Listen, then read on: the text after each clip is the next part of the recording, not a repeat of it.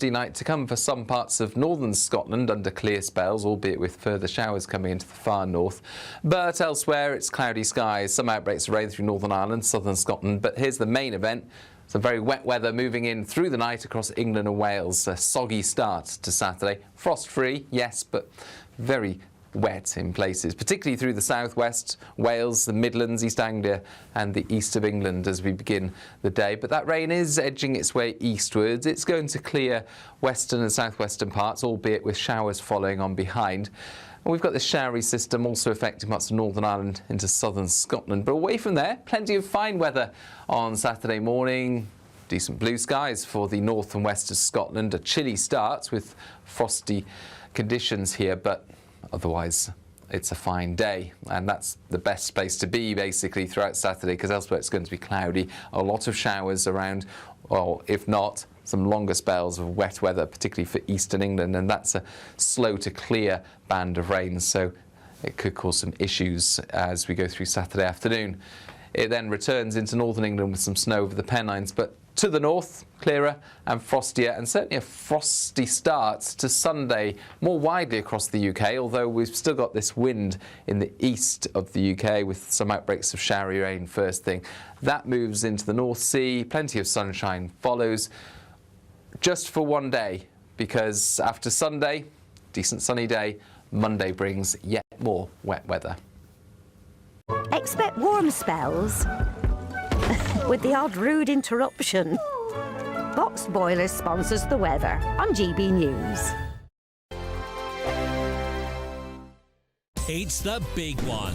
Your chance to win a whopping £85,000 in tax-free cash. The largest cash prize we've given away to date. That's like over £7,000 a month extra in your bank account each month for 12 whole months. That's a year of yes. Yes to holidays, yes to treats, yes to shopping trips, yes to home improvements. For a chance to win £85,000 cash, text cash to 63225. One entry costs £2.50 plus one standard network rate message. Or text bonus to 63225. 5 entries cost £5 plus one standard network rate message. Go to gbnews.com/win. Entries start at £2.50. Call 0903 686 3232. Calls cost £2.50 plus your network access charge. Or post your name and number to GB18 PO Box 8690 Derby DE1 9TT. UK only. Entrance must be 18 or over. Lines close at 4 p.m. on the 30th of January. Please check the closing time if listening or watching on demand. Good luck.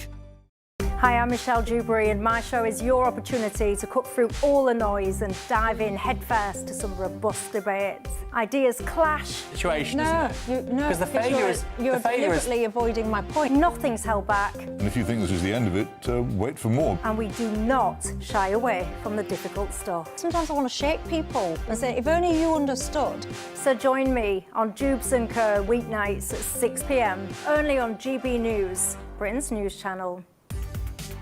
From the school run to the home run, watch a new show for all of Britain. He can say whatever he wants. A straight-talking show where all voices are heard. And, you know, when are we going to stop talking about smashing the gangs and actually do it? With the stories that matter from every part of our country. There's a bit of a crash landing there for your Chancellor. Bold, fearless and standing up for you. That's me, Martin Dordme, 3 p.m. till 6 p.m, weekdays, here only on GB News. The People's Channel, Britain's news channel. Westminster's full of talk, but out here, it's the real world. Am I allowed to talk then? No, that's it. This is where it matters, real people and real lives. That's what politics is all about. Practice Trump made a good start. No. Straight answers, no spin, and just a couple of pints. How many fingers have I got up? About 10. So join me for Lee Anderson's Real World every Friday at 7 p.m, only on GB News. The People's Channel, Britain's news channel. You want to know what's really going on in the corridors of power? Labour don't know what to do with you half the time, and that makes you quite lethal in the chamber. Get behind the headlines with Chopper's Political Podcast. Join me, Christopher Hope, as I sit down with the great and the good of British politics. We'll see where this ruling takes us. These are the stories shaping our nation. Chopper's Political Podcast, available now on all platforms. Listen in and stay ahead. We love Great Britain. We love its history, its culture and its tradition. And that's why we're so proud to be part of GB News. You look genuinely emotional. Oh, come here. GB News does pay attention to those who are ignored by the mainstream media. The majority of this country whose forefathers fought and died to maintain liberty, to fight for freedom of speech. The rule of law, the rights of property and democracy. This is the heritage that our country should be so proud of. Which of course includes our Christian heritage. There's been a huge resurgence in the number of people going to church. Perhaps they're not finding what they're looking for, and they're looking for something a bit deeper, a bit more truthful, a bit more akin to Britain's Christian heritage. That's right, get ready, because the most exciting night in general election history starts now!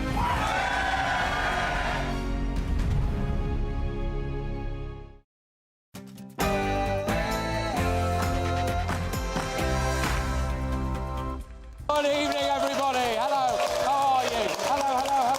All right. How are we doing? Hello, sir. How are you? All right. Hello. Oh, fantastic stuff. Well, thank you very much to everyone who's made the journey to be here tonight. We really do appreciate it. It's 9 p.m. I'm Patrick Christys. Tonight, £22 billion black hole. The £22 billion black hole of £22 billion. lies. Rachel Reeves made up the black hole to tax you more. What emerged from last night, and this is a very important takeaway, is that the Prime Minister of the United Kingdom, with his back against the wall, desperately trying to defend their record in office, resorted to lies, and he knows he was lying. And I don't say that lightly. You don't? I mean, there's always a clip, isn't there? There is always a clip. Every single time this Prime Minister opens his mouth, another untruth just tumbles out of it, doesn't it? Is this the most deceitful government in history? And... Yes. Oh.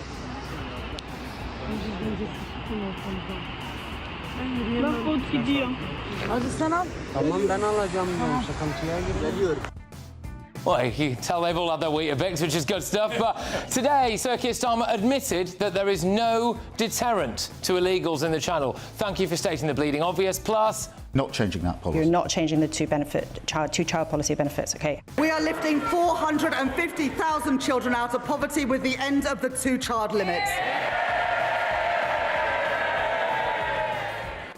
Should people have kids they can't afford? And... I'm not telling people to get out so they can have nicer, better, comfier, more prosperous lives. I'm saying get out while you can, before this country becomes impossible to live in and impossible to escape from. All right, just quickly, is anyone here genuinely thinking of leaving Britain? Yes. All right, well, please don't. It's nice to have you here. I need the audience numbers for a start, so yeah, please stay. But we're going to talk about that. Why should Brits stay in Britain? Plus...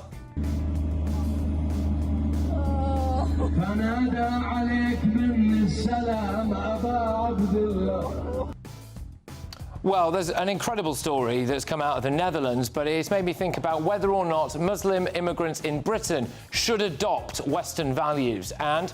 He has said that this is now a matter of national security. Nigel Farage with his customary inflammatory language there at a Reform UK press conference.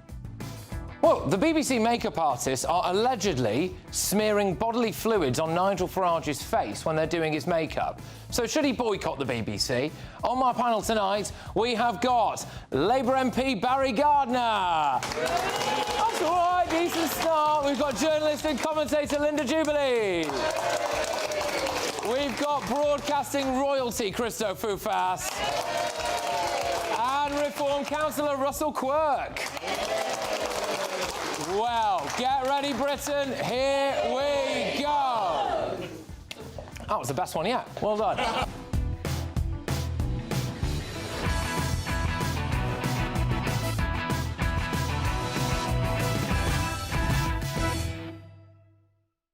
Sir Keir Starmer has been caught telling the truth. Next.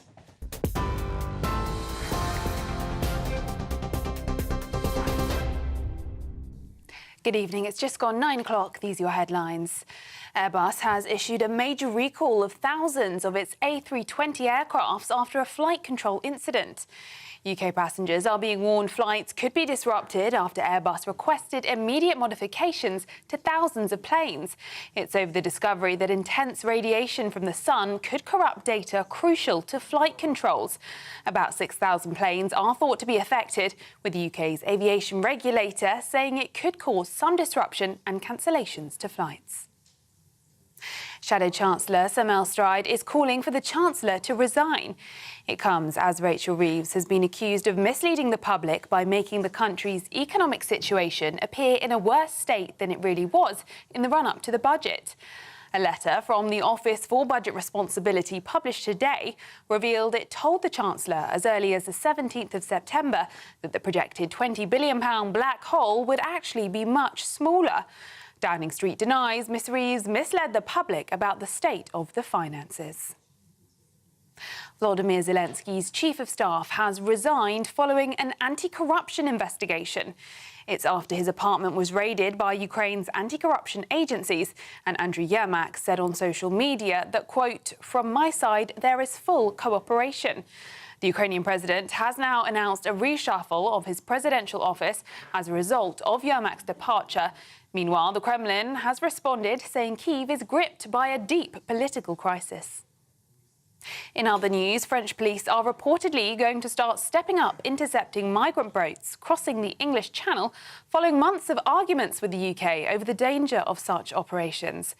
It comes as French newspaper Le Monde says they have obtained an official document signed by 4 prefects responsible for beaches around Calais and Dunkirk, from which thousands of migrants head off to England every day.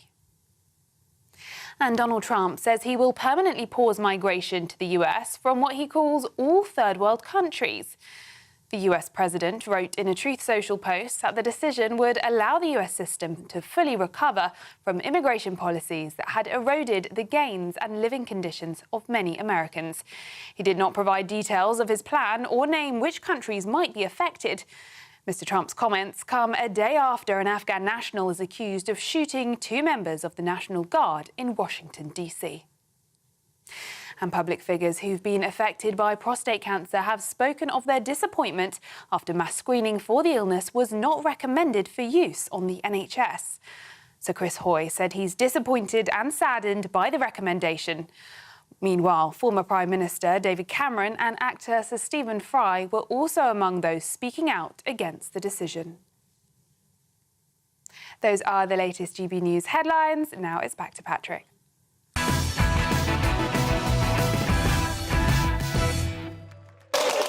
Wow, welcome to my wonderful live studio audience. Thank you very much, everybody.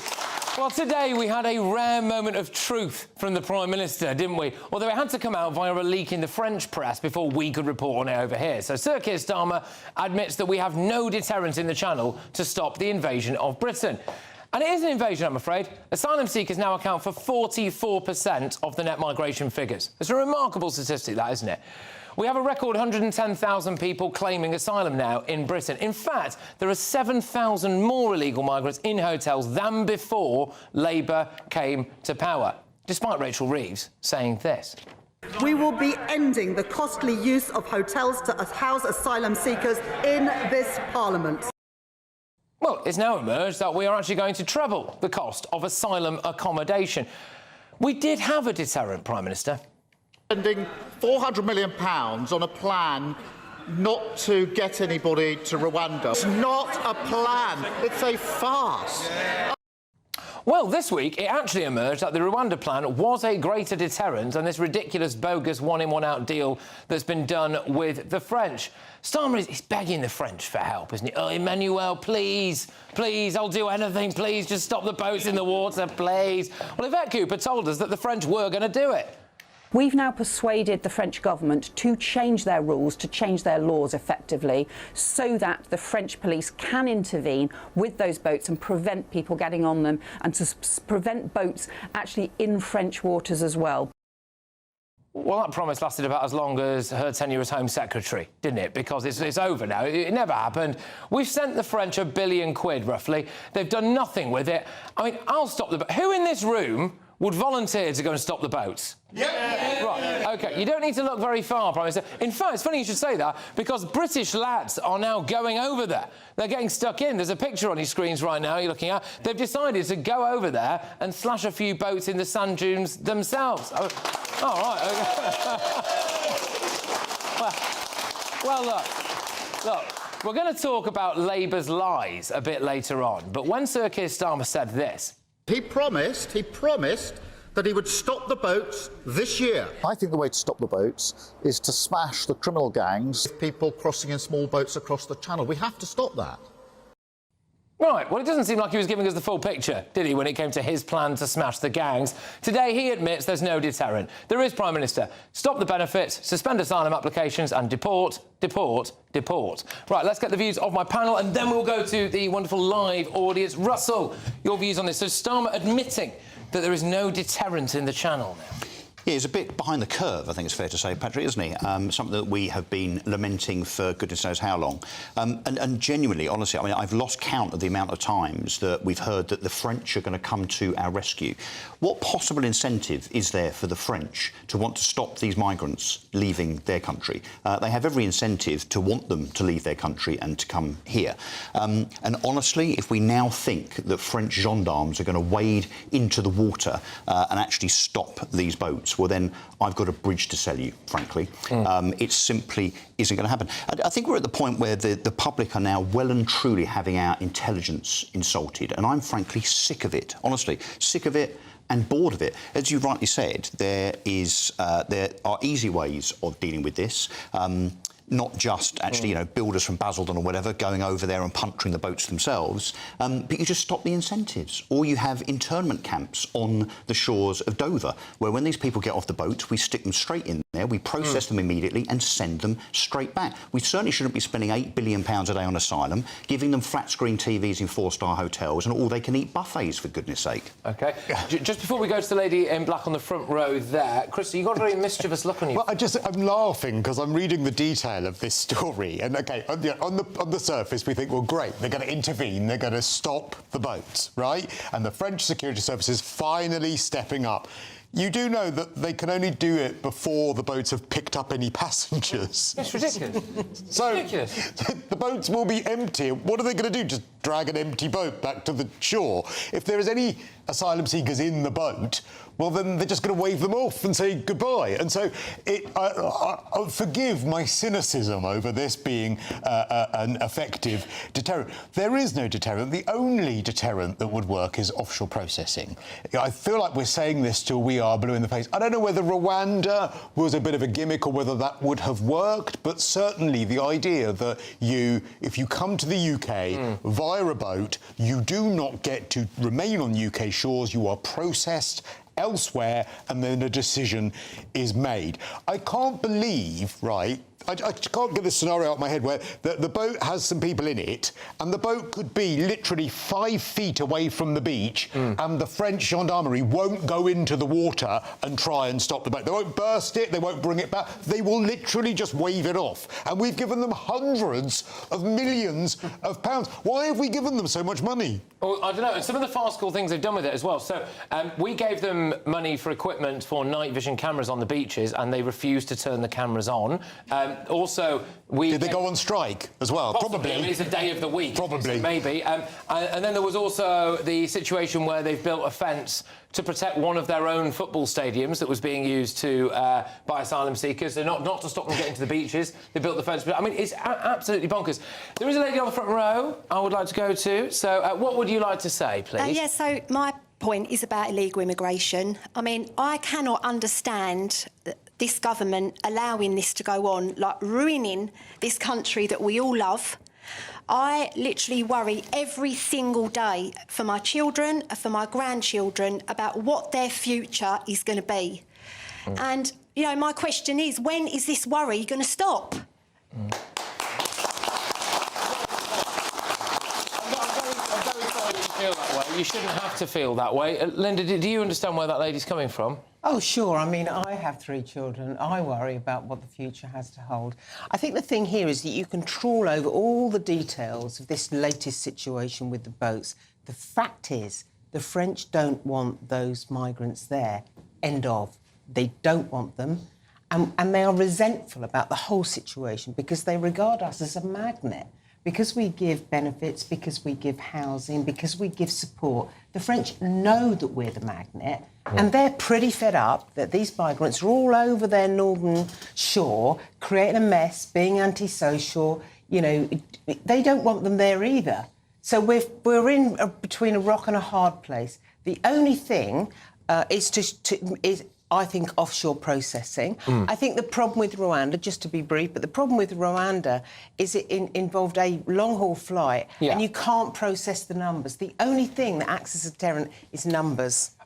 So Barry, the reason why we know about this, so Sir Keir Starmer saying that there's no effective deterrent in the Channel, is because it was leaked to a French newspaper, Le Monde, and it was leaked after a private admission, apparently, between the Prime Minister and Emmanuel Macron. So he's saying this privately, but to us publicly, he's saying, I've got a plan to smash the gangs, this is going to work. So there's a bit of deception. Look, there's a bit of spin going on both in that report and the way that you've done it. Let's set out the facts, OK? The French give more in benefits to refugees than we do in this country. In fact, many countries, including Denmark, give more to refugees than we do in this country. The idea that benefits, per se, is what's drawing people here is not actually the issue. What draws them here is predominantly the English language and the fact that they often have connections with other people who are already living in this country as British citizens. The offshore processing that Christo mentioned, well, Rwanda was not offshore processing. Offshore processing means that what you do is you process people when they're not in your country to determine whether they can come to your country or not. Actually, believe it or not, that's exactly what the one-in, one-out scheme is designed to do. It's only a pilot scheme at the moment, but that's exactly what it's designed to do. It's to try and get us to the point where we're in cooperation with the French government and hopefully other governments, if the pilot works, where we can do that. And we can actually then determine who is coming here and say, because if you had the opportunity to come here by a safe and legal route because you were a genuine asylum seeker, you thought that your case would be properly heard, and then if you were genuine, you'd be allowed to come to the UK as an asylum seeker. Why would you then go in a boat? That would then mean that the people who do come in the boat, you could automatically tell were not genuine. But we couldn't deport them there, Barry, isn't it? That's part of the problem, because you mentioned there are a few reasons why people come that you say aren't to do with benefits. Another one is that we are rubbish at deporting people. And look, and we also Can I just say, we're not actually that rubbish at deporting people, because deportations and removals have gone up under this government, but... only when we pay people to go. Barry, yes. But what we had was 100,000 people that the Conservatives had refused to process. They'd simply stopped processing them. They let them come into the country, then did nothing. Right? And that meant that these people were waiting to be processed, waiting to have their court case heard. And that's why they need now to have those cases heard quickly so we can determine whether they've got a right to be here. The Tories were never going to let them claim asylum. That was the point. They were never going to let them claim asylum. So now Labour has allowed them to claim asylum. So that is the reason why we've got this big backlog.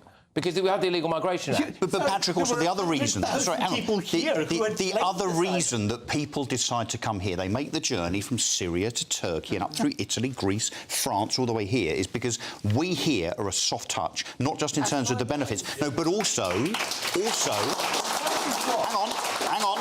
Also, in terms of our propensity to agree asylum cases, we agree some 60% of asylum applications. In France, it's 5%. That's why France has the problem, and that's why those people are in France trying to get here, because they know they have a very, very high chance of us just saying, come on in, the water's lovely. The kind of support that we offer them is a factor, Barry, because I was doing some media training for the CEO of Bulgaria's largest mining company, and he said to me, the reason why we do not have a problem is because these people travel straight through our country on their way to yours. Yeah, Patrick, can I just debunk something as well? This nonsense that Labour are, you know, the holy grail when it comes to sending people back and deporting them. The majority of those people, the majority, Barry, are given up to £3,000 to go. We also know that some of those people go and then come back on boats. The revolving door of just giving them money so they can go away and come back again is farcical. Hey, look, sorry, you've got more economic sense than to say something but it's true. Because it's true, Barry. It might be uncomfortable for you, but it's true. Explain why it can't be true if you have any economic judgment whatsoever. Because you're saying that we give people £3,000 to go back to their own country. Yes. And then they pay £10,000 to the people smugglers. It's not 10,000. It is. You can actually buy one, get one free now. It's so popular, I can tell you. Sometimes it's 20,000, Can I just say, when I was in Calais, I was literally quoted 1,500 quid by human trafficker. That's over this to get across the channel. That's the channel, but not to get back from Syria or Afghanistan. And that's so the point. That costs them 10,000. Do you think the French are going to go into the water and stop these boats? Well, OK, now let's go to what the article did actually say, which we haven't covered yet, and that is that it's actually about the French having changed their rules now. And let's face it, the Tories failed to negotiate with the French, and their police did nothing, right? We negotiated. In the first instance, we then saw a few police going out and puncturing the boats until the French police said, we don't want to be liable if anybody gets injured, right? And that stopped that. The French have now changed the rules again because of negotiation, because of pressure, to say that when the boats are in the inland waters, it's not just when they're on the beaches, right? When they're in the inland waters, because what the people smugglers now do is they launch the boats first to avoid the police being on the beaches, and then they pick the BBC are reporting, and that is exactly why this is the BBC are reporting that its empty boats are the only ones that are going to be looked at. Secondly, according to every single source I can find online, we have equivalent benefits to France, but France, as you said, have a far fewer number that they got asylum to, so the benefits that they have cost way less. And thirdly, why are we negotiating with France anymore? Why aren't we negotiating with our own Navy in order to try and sort it out in the Channel? Our Navy could do it better. Now, they refuse. Usually they refuse. What are you going to do? Quicker, no, let's examine what he says. So you're going to get the Navy to go out there with gunboats, and what are they going to do? Are they going to sink them and kill the people? That would be absurd. Well, that would be them back. That would be ridiculous, and of course it would be ridiculous. Of course, a lot of people in the audience just said yes. Sink them, kill them. That's not at all, and it's unfair for you to suggest that's what I'm saying, because it's not what I am saying. What I'm saying is, the detail. Well, let's get the detail then, because that's exactly what they did in Australia. Yes, they did. They didn't. Oh, so what? Did they sink boats in Australia? No. Is that what you're saying? No, they intervened with those boats. They took them to other islands around Australia. An Australian island. Yes, a friendly. And how do you think they did that? They didn't sink them to do that. Where are you going to take them? Well, we could have offshore processing. We could have one of our islands. Where? We could do it in France. We could talk to France about that. We should do it in one of the Scottish islands that votes Lib Dem. Right. I'll applaud that. A lively start. Thank you very much for our wonderful audience. Thank you for the lady who asked the question as well. We are very much away. But I've got some good news for you. It's a brand new Great British giveaway. Yes. It's your chance to win our biggest cash prize today. An incredible £85,000 in tax-free cash could be yours in the new year. All right. How amazing would that be? It's like having over £7,000 extra in your bank each month for the whole of 2026. Well, it's like people on benefits in Rachel Reeves' budget, isn't it? Anyway, you really could be our biggest cash winner. And here's all the details you need to win.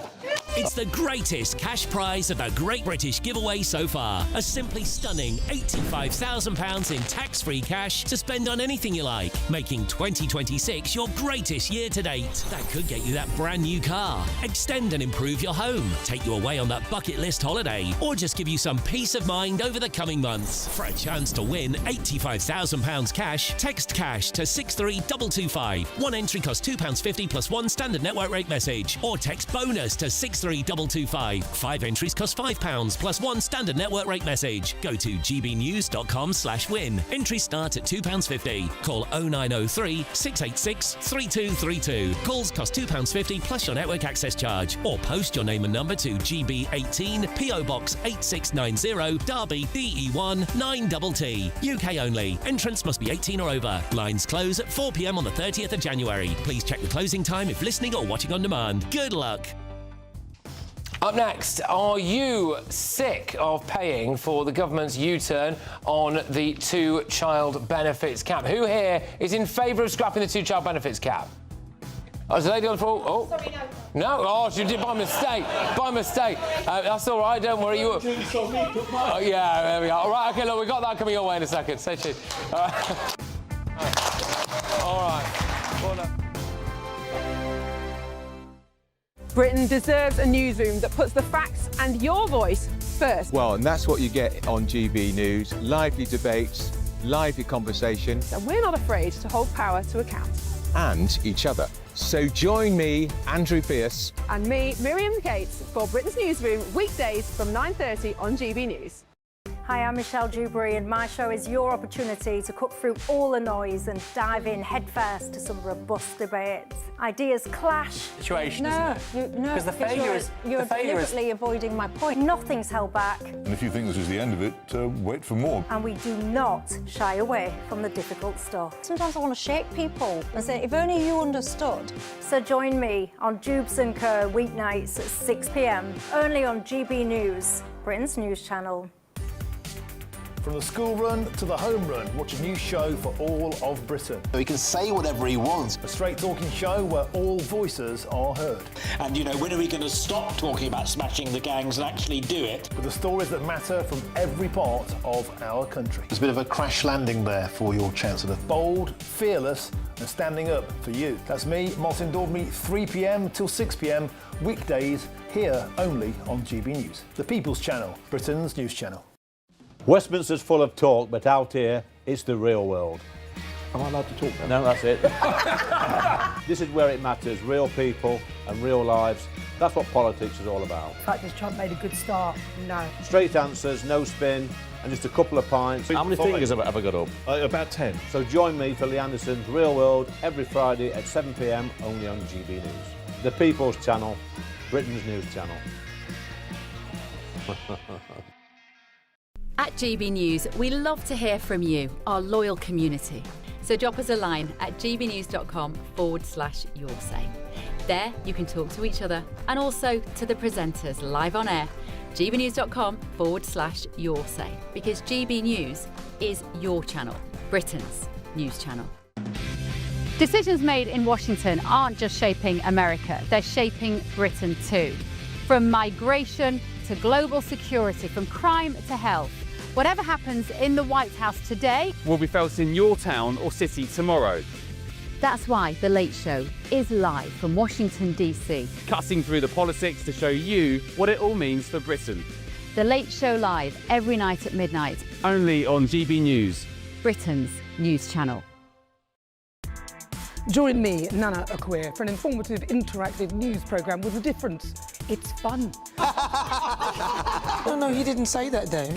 I'm so surprised. I think there's an element of truth to that. Join me from 3 p.m. every weekend, only on GB News, Britain's news channel.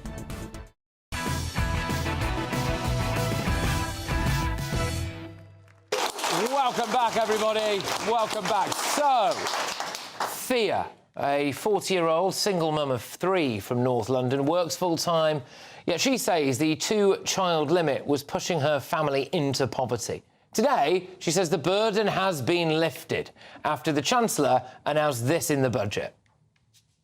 We on this side of the House do not believe that the solution to a broken welfare system is to punish the most vulnerable. We are lifting 450,000 children out of poverty with the end of the 2-child limit.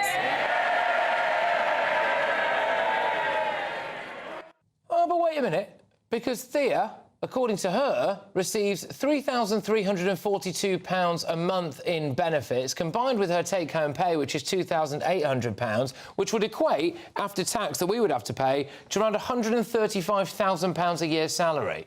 So her monthly expenses, she told the Mirror, are somehow £6,000 a month. So she's on the brink.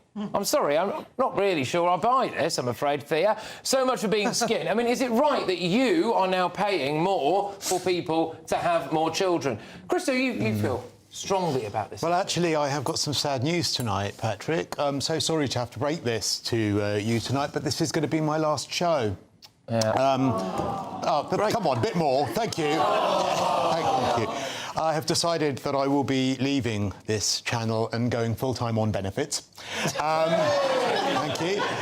The only thing I need before I go is anyone willing, any ladies in the audience willing to mother the 5 children I plan on having, so that I get this. Any volunteer? No? It looks like I'm staying. Looks like I'm staying. Sorry, that plan has been foiled. I'm so sorry. Christo's just revealed that he's paid what he's worth. Yeah. Thank you very much for that. It's ridiculous. I'm sorry. 2 children, right, if you are not in a financial position to afford any more, 2 children to top up your salary for that is appropriate. Everyone knows that is the limit for child benefit, for the top-up on child benefit. Everyone knows that. There was a newspaper article this week from someone who was relieved that, I think it was from the same article that you found, Thea, who was relieved that the child benefit cap will be lifted, who has 4 children, and she's currently pregnant with her 5th, but they can't afford to make ends meet. I'm sorry, but why aren't we creating a society where we say to people, you need to be responsible for the choices that you make? I know no one in the private sector who's working who has more than 2 children because they can't afford to have any more. We need to get rid of this culture of dependency and go back to a culture of responsibility. It's interesting that Thea's quote about the money that comes into her home, so it's living very much on the edge. Well, I'd like to live on the edge that way, but I can't. As I said earlier, I've got 3 children, and obviously I worry about them. And they've all had the same conversation. We're worried about having children, Mum. We're worried about what it's going to cost to have a family. My eldest boy, who is married, is worried he will never be able to raise a family the way things are going in this country. Now, someone in this article has 6 children. She's pregnant with her 7th. Now, I can understand anyone who's had 2 children, accidentally gets pregnant with the 3rd. OK, that's difficult. Or the husband loses their job when she's had the 3rd child. Things are tough. I understand that. But when you've had 3, 4, 5, 6 children, it's utterly ridiculous and it's grossly unfair to the people, working kids, who are shouldering the tax burden, who are going out to work and having to make decisions about restricting their families. It's an absolute travesty.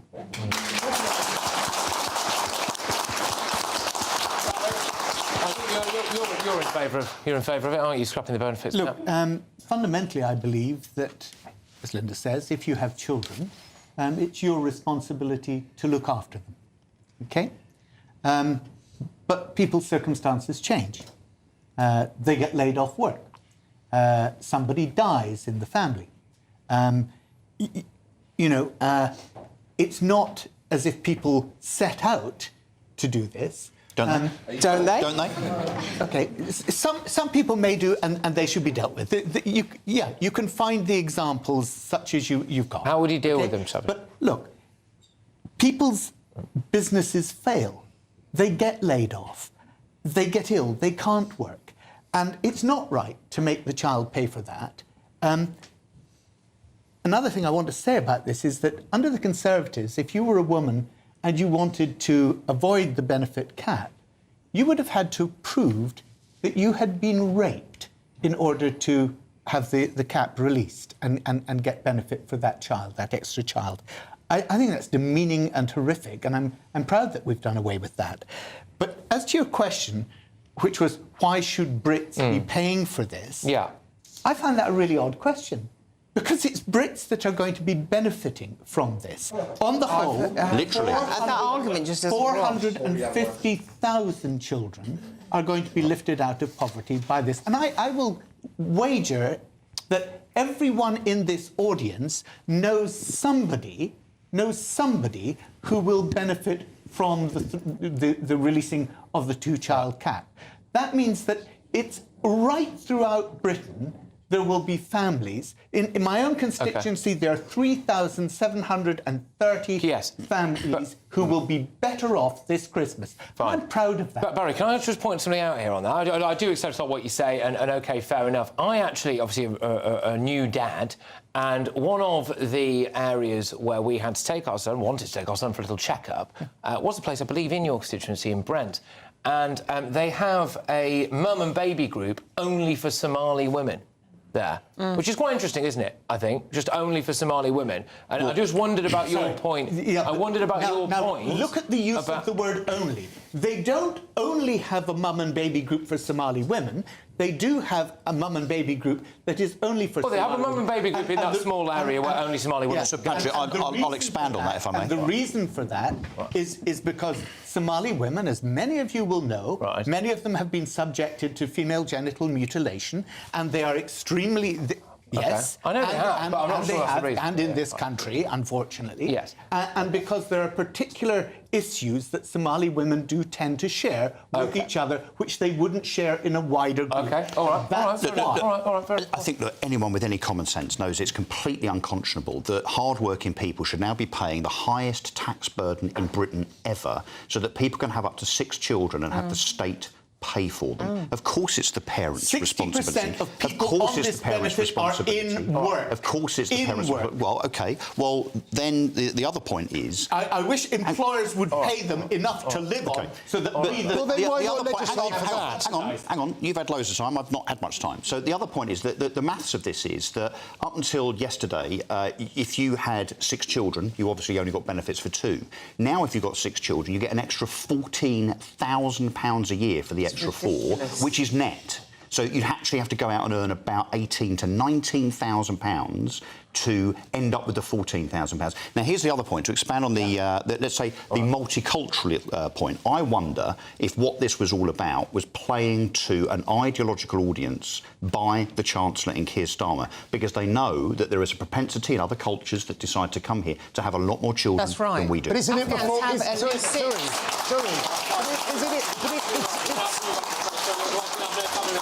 I'm really sorry. I know you want to ask a question. We're bang out of time, I'm afraid. No. But coming up next...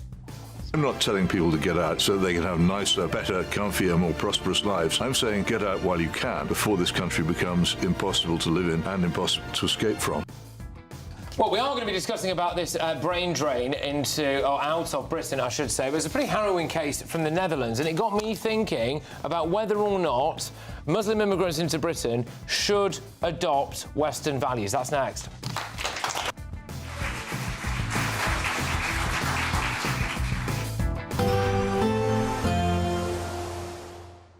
I hope we haven't forgotten anything. Travel insurance, I tick that box. Yeah, but remember what you forgot last year. All Clear Travel Insurance sponsors GB News Travel Destinations Forecast. The heavy rain across parts of Greece due to Storm Adele is now moving into Turkey. We could see some high rainfall totals building up. There's going to be some thunder mixed in, even some large hail as well. Further west, and a few bits of rain across the southern parts of Italy, elsewhere mostly dry. Much of Spain actually largely dry, similar for southern France, but some wet weather pushing into northwestern parts of Spain and also Portugal, and that will feed further southeastwards through the weekend. All Clear Travel Insurance sponsors GB News Travel Destinations Forecast. Hello and welcome to the latest update from the Met Office for GB News. More rain is on its way during the next 24 hours, especially parts of England and Wales, whilst it's going to be clearer and a bit colder further north. We've had an unsettled day for the north of the UK in particular on Friday, but low pressure is clearing away. Behind it we've got a cold northerly wind, a frosty night to come for some parts of northern Scotland under clear spells, albeit with further showers coming into the far north. But elsewhere it's cloudy skies, some outbreaks of rain through Northern Ireland, southern Scotland, but here's the main event. Some very wet weather moving in through the night across England and Wales. A soggy start to Saturday. Frost-free, yes, but very wet in places, particularly through the southwest, Wales, the Midlands, East Anglia and the east of England as we begin the day. But that rain is edging its way eastwards. It's going to clear western and southwestern parts, albeit with showers following on behind. We've got this showery system also affecting parts of Northern Ireland into southern Scotland. But away from there, plenty of fine weather on Saturday morning.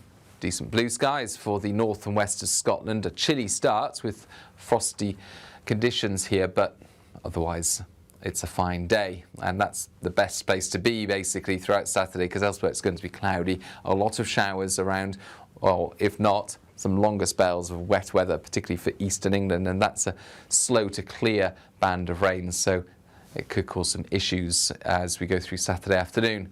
It then returns into northern England with some snow over the Pennines, but to the north, clearer and frostier, and certainly a frosty start to Sunday more widely across the UK, although we've still got this wind in the east of the UK with some outbreaks of showery rain first thing.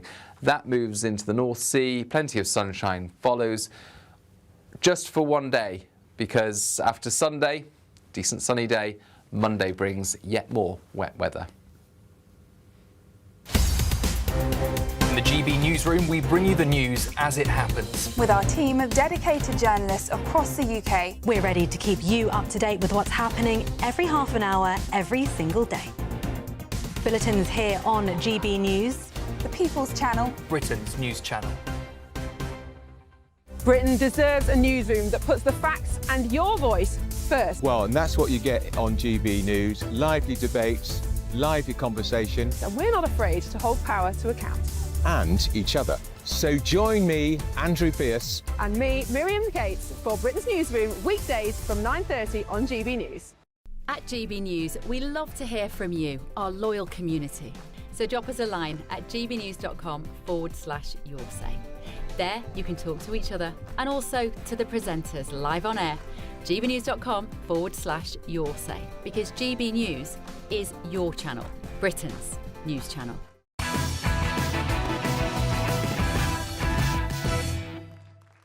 Welcome along, everybody. Thank you very much to my live audience. Now, this is a story which would be shocking if it wasn't sadly breaking so common. So if in the Netherlands, a court has heard a case where a teenager was killed after allegedly being tied up and thrown into a swamp. Now, the prosecution claim it was an honour killing, supposedly organised by her father because of her, quote, Western behaviour, shaming the family. Now, the outcome of that case obviously remains to be seen, but if this turns out to be an honour killing, then it's not an isolated problem. There have been similar cases in the UK. What is so shameful, of course, about Western behaviour? You know, in the UK, it's estimated there are 85 Sharia courts. Earlier in the year, a job posting for Sharia law administrator was found on the Department of Work and Pensions. That was actually revealed by Nigel Farage. Surely, if people from the Muslim world are coming to the UK, claiming to seek a better, safer life, they would want to adopt Western values. And by the way, for what it's worth, here in Britain, we are seeing increases in, increases in things like honour killing, in something Barry mentioned earlier as well, to be fair, which is FGM, female genital mutilation. So I'll go straight to the panel on this. Should people from the Muslim world adopt Western values when they come to Britain? I've got some figures for you, actually, because you might just think that this isn't something that affects the UK massively, but there's a brilliant charity called Karma Nirvana, and they look up forced marriages and all of those sorts of things. It's estimated that one woman or girl is killed every month in the UK for reasons of honour. Where forced marriage was advised upon, 240 cases they advised on in 2024, 35% of those forced marriages involved children, that is under 17-year-olds. There were 2,755 cases of honour-based abuse in the UK, and of course, we spoke about FGM earlier, female genital mutilation, 14,355 total attendances related to female genital mutilation at NHS trusts and GP practices as well. We didn't used to have these horrific crimes in the UK. We've allowed people to come to the UK and commit those crimes who think that they are normal. They are not normal, they are repellent. If you commit those crimes, you should not be welcome in the UK. It really is that simple. OK. There's a... which I'll put to you here, which is that if you come to a Western country, so in that case it was the Netherlands, obviously we have had a lot of cases here as well, and then you honour kill your daughter, because she's adopting Western values. I mean, I just find that a bit but there's rather, I mean, look, it's the wrong word because it's I should be more sensitive, but there's rather an irony, I think, is what you're saying, is that you come and choose to live here, but then inevitably, because your children go to school here and they mix with society and culture, hopefully, then you're surprised that they end up being westernised. I'd like to flip this on its head. Imagine going to Dubai, decide that you go to Dubai, which, by the way, hundreds of thousands of Britons are, surprise, surprise, because of the state of our country and our economy. Imagine rocking up to the authorities and saying, right, I want a church built there.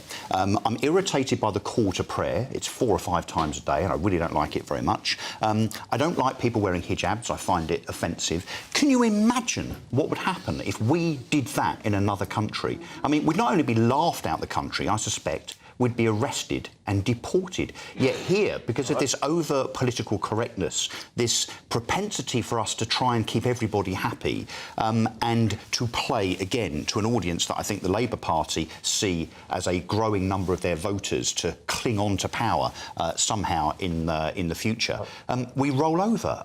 And it wouldn't happen in any other country. No, I think it's really, really obvious what is happening. I've always regarded myself as a relatively tolerant person. In fact, I even did, as I've mentioned before, a training programme to help Afghan women who were evacuated from Kabul when the Taliban invaded. So I've worked with them, and so I think I can be tolerant. But I was so shocked yesterday when I'm washing up by my kitchen window. I live in the middle of a little town, in a town centre, and 5 or 6 Muslim women walked by, all with the niqab, you know, just the slit, right in the middle of the town. Now, I take great exception to that. I don't think anyone should be walking around with their face covered up. We are relying on technology that can keep us safe from crime if we can see people's faces. So that's point one. Point two is, I don't know if it's a live court case, but the woman whose body was the... In the Netherlands? No, this was in this country, where the woman's body was in the boot of the car after her husband had killed her. I don't know whether they brought in a verdict yet. There's another example. We can't just allow this to carry on. There shouldn't actually be, I don't believe, any Sharia courts in this country at all. Yeah, OK. Sorry, but your views on whether or not they should be adopting Western values and not killing people? Of course, integration is absolutely fundamental, very, very important. Honour killings are an awful legacy of cultures where women are seen as chattels, they're seen as property, and they're regarded as inferior to men, not as free, independent human beings. It's appalling. Let me just say this, though. Let's be clear, 99.999% of Muslims in this country obey the law. They don't murder their daughters. They don't believe in that dating a Western boy is somehow going to shame them so that they've got to kill their daughter. But is that true, do you think? 99.999% of... No, I don't know that that's true. Let me give you the figures, OK? Because Krista had some figures. I've also got some figures. In total, over the past 25 years, there have been 186 honour killings, right? That have been prosecuted and convicted of honour killings. Of course it should. Of course it should. Most murders in the UK are actually committed by family members, as everybody knows. We know. In 2022, there were 134 domestic homicides in just that year. 78 were by a partner or an ex, and 40 were by parents or children. So domestic murders happen in Christian households. They do, but just as well as they 32% do of British in Muslims favour the implementation of Sharia law. Yeah, that's the latest poll. But 32% and let's be favour Sharia law. Let's be clear what Sharia law is. We have canon law in the Church of England. What does that do? It decides disputes within the Church of England. We have laws within the Jewish community that decides disputes there. Sharia law does not decide anything for anybody who does not want outside of the Muslim community to be determined by. I'm not sure that's true. And it doesn't stop them being tried for murder. It doesn't stop them being tried for one very, very quick point. We've got to go. I'm sorry, I'm being screamed at here. We've got to go. All right, thank you very much. Well, up next, Putin says that the war ends only if Ukraine retreats. The US may recognise Moscow's occupied territories, but Sir Keir Starmer apparently wants to put British boots on the ground in Ukraine. What do you think of that?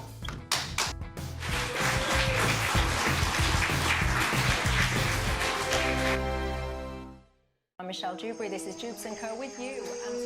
Hello everyone, Patrick Christys here. GB News, Britain's news channel. News Channel. Access the stories that matter to you. Take the GB News family with you on any device. And as long as you have an internet connection. Tune in to GB News, anywhere on the planet or beyond.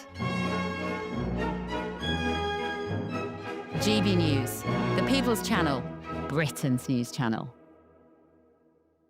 Hi, I'm Michelle Dewberry, and my show is your opportunity to cut through all the noise and dive in headfirst to some robust debates. Ideas clash. Situation, Because the failure is you're deliberately avoiding my point. Nothing's held back, And if you think this is the end of it, wait for more. and we do not shy away from the difficult stuff. Sometimes I want to shake people and say, if only you understood. So join me on Jubes & Co weeknights at 6 p.m. only on GB News, Britain's news channel.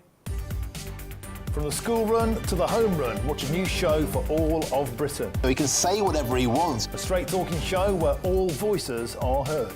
And, you know, when are we going to stop talking about smashing the gangs and actually do it? With the stories that matter from every part of our country. There's a bit of a crash landing there for your Chancellor. Bold, fearless and standing up for you. That's me, Martin Daubney, 3 p.m. till 6 p.m, weekdays, here only on GB News. The People's Channel, Britain's news channel.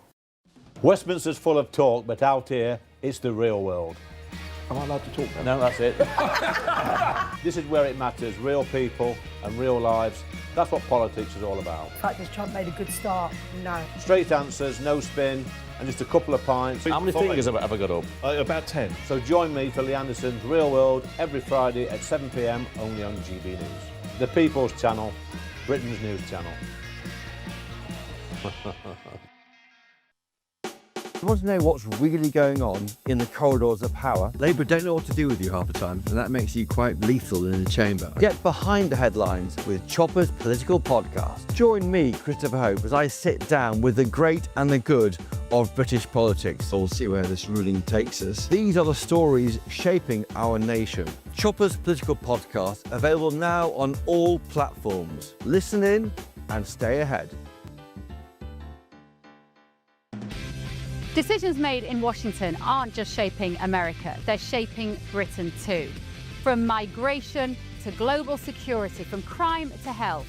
Whatever happens in the White House today will be felt in your town or city tomorrow. That's why The Late Show is live from Washington, D.C. Cutting through the politics to show you what it all means for Britain. The Late Show live every night at midnight. Only on GB News, Britain's news channel.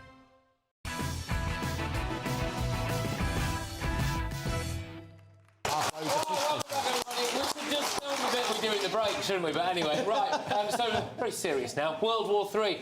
Russian President Vladimir Putin is doubling down. He basically wants all of the territory he's already got. It appears that the US might be willing to give it to him. But if Putin agrees to the deal, what does that look like for the UK? Sir Keir Starmer has promised boots on the ground, or said that he wants boots on the ground. Who would be in favour, by a show of hands here, of British boots being on the ground in Ukraine if there's a peace deal to help keep the peace? Anyone in favour of it? Keir Starmer should. Keir Starmer should go. Right. Well, maybe we can come up with a solution here. But anyway, yes. Right, OK.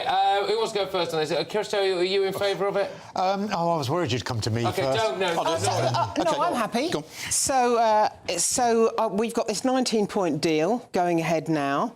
I think we have to get closer and closer to some kind of deal. The 28-point deal was obviously going to allow Putin to just ride roughshod over everything. You can't allow an aggressor like that to keep taking and taking and taking, because someday he'll come for you. So I think this 19-point plan stands a bit of a chance, but it will involve Ukraine ceding some of the territory, especially in the Donbass region, where all the minerals and all the wealth is, and possibly Zaporizhzhia, which is the location of the nuclear power point.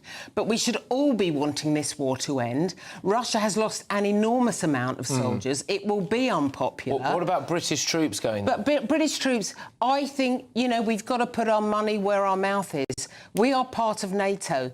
You stand together with NATO for European security because, as the NATO doctrine says, you know, you fight against one country, you fight against all of us. All right. Our army is hollowed out into nothing, and if we don't stand by NATO, we are going to be lost. Why do you disagree with that? I don't think you can do that. Look, Putin says that one of the reasons that he invaded Ukraine is because of the encroachment of NATO towards the borders. So if you therefore start to put British troops, who by virtue of the fact that they're British are part of NATO and therefore NATO troops, in the Ukraine, you're just going to antagonise. What are you going to do? Just give in and give in and give in to him? I think, to be honest, I mean, you can either have the academic argument, which is you shouldn't give in to an aggressor, and you can have the argument... More than an academic argument. You can have the argument that we should never negotiate with terrorists, but I'm afraid we do. Look at Northern Ireland, for instance. The only reason we've got peace... Yeah, Northern Ireland's in an is entirely different situation. So I'm afraid there is an element of giving in here for Both peace. sides wanted it in Northern Ireland.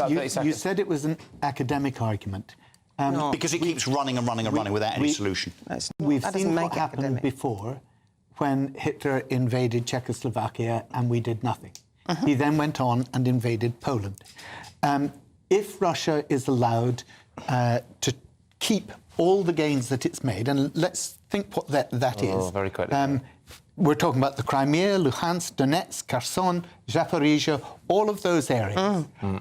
What is China then going to think about its invasion of Taiwan? What are other countries going to think? But we've played chicken like this for 3 years and it hasn't made any difference. We've played chicken for 3 years. That's what it takes in a negotiation, Russell. It did that happen in Bosnia. OK, all right, well, look, good stuff. Well, it remains to be seen whether or not we do end up with British boots on the ground. Now, coming up, we have got... Oh, yes, it's the one that people have been waiting for, actually. Yes, we do. Well, it appears that Rachel Reeves has told an absolute whopper. Did she really lie about a £30 billion black hole just so she could tax you all more and give it away in welfare? That's nice.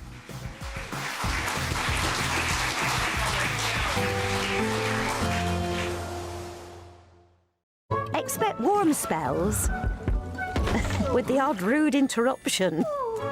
Box Boilers sponsors the weather on GB News. Hello and welcome to the latest update from the Met Office for GB News.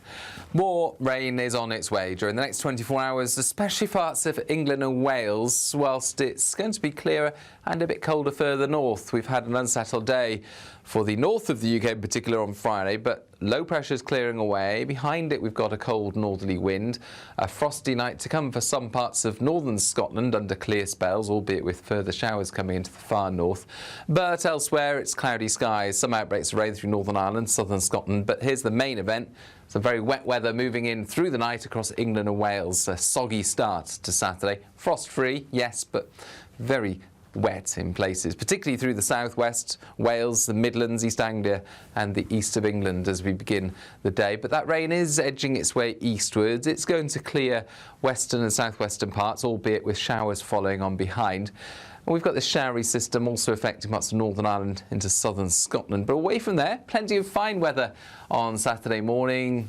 Decent blue skies for the north and west of Scotland. A chilly start with frosty conditions here, but otherwise, it's a fine day, and that's the best place to be, basically, throughout Saturday, because elsewhere it's going to be cloudy. A lot of showers around, or if not, some longer spells of wet weather, particularly for eastern England, and that's a slow to clear band of rain, so it could cause some issues as we go through Saturday afternoon. It then returns into northern England with some snow over the Pennines, but to the north, clearer and frostier, and certainly a frosty start to Sunday more widely across the UK, although we've still got this wind in the east of the UK with some outbreaks of showery rain first thing. That moves into the North Sea, plenty of sunshine follows just for one day, because after Sunday, decent sunny day, Monday brings yet more wet weather. Expect warm spells with the odd rude interruption. Box Boilers sponsors the weather on GB News. It's the greatest cash prize of a Great British giveaway so far. A simply stunning £85,000 in tax-free cash to spend on anything you like, making 2026 your greatest year to date. That could get you that brand new car, extend and improve your home, take you away on that bucket list holiday, or just give you some peace of mind over the coming months. For a chance to win £85,000 cash, text cash to 63225. One entry costs £2.50 plus one standard network rate message, or text bonus to 63225. 33225. 5 entries cost £5 plus 1 standard network rate message. Go to gbnews.com/win. Entries start at £2.50. Call 0903 686 3232. Calls cost £2.50 plus your network access charge. Or post your name and number to GB18 PO Box 8690 Derby DE1 9TT. UK only. Entrance must be 18 or over. Lines close at 4 p.m. on the 30th of January. Please check the closing time if listening or watching on demand. Good luck. Hi, I'm Michelle Dewberry, and my show is your opportunity to cut through all the noise and dive in headfirst to some robust debates. Ideas clash. Situation, No, Because the failure is... You're deliberately avoiding my point. Nothing's held back. And if you think this is the end of it, wait for more. And we do not shy away from the difficult stuff. Sometimes I want to shake people and say, if only you understood. So join me on Jubes & Co. weeknights at 6 p.m, only on GB News, Britain's news channel. Join me, Nana Akwe, for an informative, interactive news programme with a difference. It's fun. No, he didn't say that, though. I'm so surprised. I think there's an element of truth to that. Join me from 3 p.m. every weekend, only on GB News, Britain's news channel. From the school run to the home run, watch a new show for all of Britain. He can say whatever he wants. A straight-talking show where all voices are heard. And, you know, when are we going to stop talking about smashing the gangs and actually do it? With the stories that matter from every part of our country. There's a bit of a crash landing there for your Chancellor. Bold, fearless and standing up for you. That's me, Martin Dawdney, 3 p.m. till 6 p.m, weekdays, here only on GB News. The People's Channel, Britain's news channel. Britain deserves a newsroom that puts the facts and your voice first. Well, and that's what you get on GB News. Lively debates, lively conversation. And we're not afraid to hold power to account. And each other. So join me, Andrew Pierce. And me, Miriam Gates, for Britain's Newsroom, weekdays from 9:30 on GB News. At GB News, we love to hear from you, our loyal community. So drop us a line at gbnews.com/yoursay. There you can talk to each other and also to the presenters live on air. gbnews.com/yoursay, because GB News is your channel, Britain's news channel.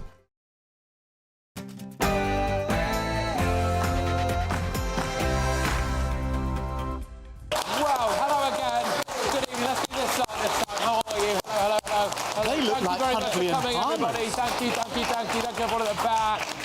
Well, we have got a big hour of news coming your way. It's 10 p.m. I'm Patrick Christys. Tonight, £22 billion black hole. The £22 billion black hole of £22 billion. lies. Rachel Reeves made up the black hole, so you had to pay more tax. What emerged from last night, and this is a very important takeaway, is that the Prime Minister of the United Kingdom, with his back against the wall, desperately trying to defend their record in office, resorted to lies, and he knows he was lying. And I don't say that lightly. Oh, it's amazing how things change, isn't it, Prime Minister? You know, that was when Starmer was in opposition. You know, when he said he had principles, when he said he had morals. Every single time this Prime Minister opens his mouth, another mistruth seems to just tumble out. Do you think this is the most deceitful government in history? Yes. Yeah, it's absolutely ridiculous. We'll talk about that in a second. And...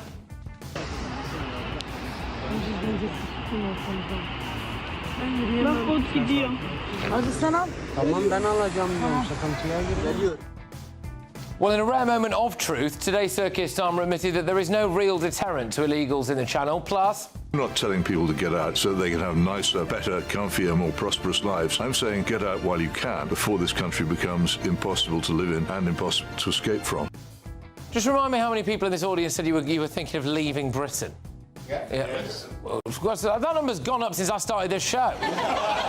Brilliant. This is the effect I have on people, is it? Well, great. All right. Plus... He has said that this is now a matter of national security. Nigel Farage with his customary inflammatory language there at a Reform UK press conference. Well, we're going to be asking whether or not Nigel Farage should be boycotting the BBC. Why? Because makeup artists allegedly have been smearing bodily fluids into his face when they've been doing his makeup. Disgusting, isn't it? On my panel tonight, we have got the Labour MP, Barry Gardner. Always about the same as it was. Journalist and commentator, Linda Jubilee. We've got broadcasting royalty, Christophe Foufas. and Reform Councillor Russell Quirk. Well, get ready, Britain. Here we go.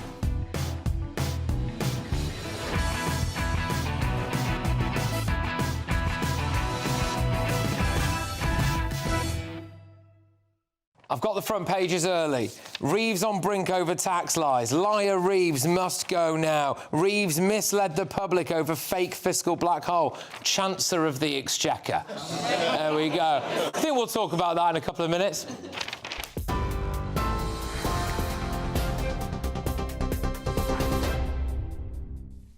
Good evening. It's just gone 10 o'clock. These are your headlines. EasyJet and Wizz Air are among the airline carriers affected by the Airbus A320 software issues. UK passengers are being warned flights could be disrupted after Airbus requested immediate modifications to thousands of planes. It's over the discovery that intense radiation from the sun could corrupt data crucial to flight controls. About 6,000 planes are thought to be affected, with the UK's aviation regulator saying it could cause some disruption and cancellations to flights. Shadow Chancellor Sir Mel Stride is calling for the Chancellor to resign. It comes as Rachel Reeves has been accused of misleading the public by making the country's economic situation appear in a worse state than it really was in the run-up to the budget. A letter from the Office for Budget Responsibility, published today, revealed it told the Chancellor as early as the 17th of September that the projected £20 billion black hole would actually be much smaller. Downing Street denies Miss Reeves misled the public about the state of the finances. In other news, Volodymyr Zelensky's chief of staff has resigned following an anti-corruption investigation. It's after his apartment was raided by Ukraine's anti-corruption agencies, and Andrei Yermak said on social media that, quote, "From my side, there is full cooperation." The Ukrainian president has now announced a reshuffle of his presidential office as a result of Yermak's departure. Meanwhile, the Kremlin has responded, saying Kyiv is gripped by a deep political crisis. Now, French police are reportedly going to start stepping up intercepting migrant boats crossing the English Channel following months of arguments with the UK over the danger of such operations. It comes as French newspaper Le Monde says they have obtained an official document signed by 4 prefects responsible for beaches around Calais and Dunkirk, from which thousands of migrants head off to England every day. Public figures who have been affected by prostate cancer have spoken of their disappointment after mass screening for the illness was not recommended for use on the NHS. Sir Chris Hoy said he is disappointed and saddened by the recommendation. Former Prime Minister David Cameron and actor Sir Stephen Fry have also spoken out about the decision. The King has said he and the Queen were greatly saddened by a fire in Hong Kong that has left 128 people dead. Many others are still unaccounted for following a blaze in the high-rise apartments in the Tai Po district that were undergoing a major renovation. Those are the latest GB News headlines. Now it's back to Patrick.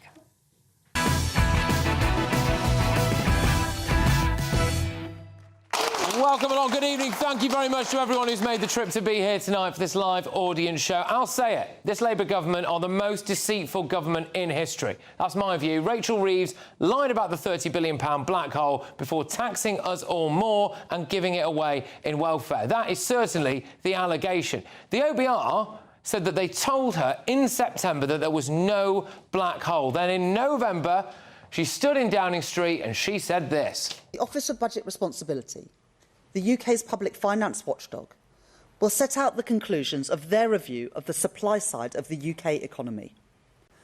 I will not preempt those conclusions, but it is already clear that the productivity performance that we inherited from the last government is weaker than previously thought.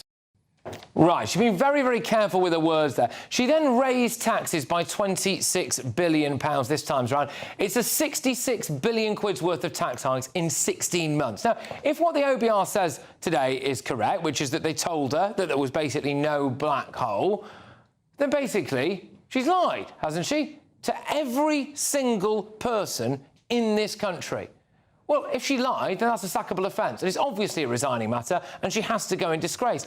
But if they can lie about something this big, what else might they be able to lie about? Well, in the run-up to the last election, Rishi Sunak accused Starmer of this.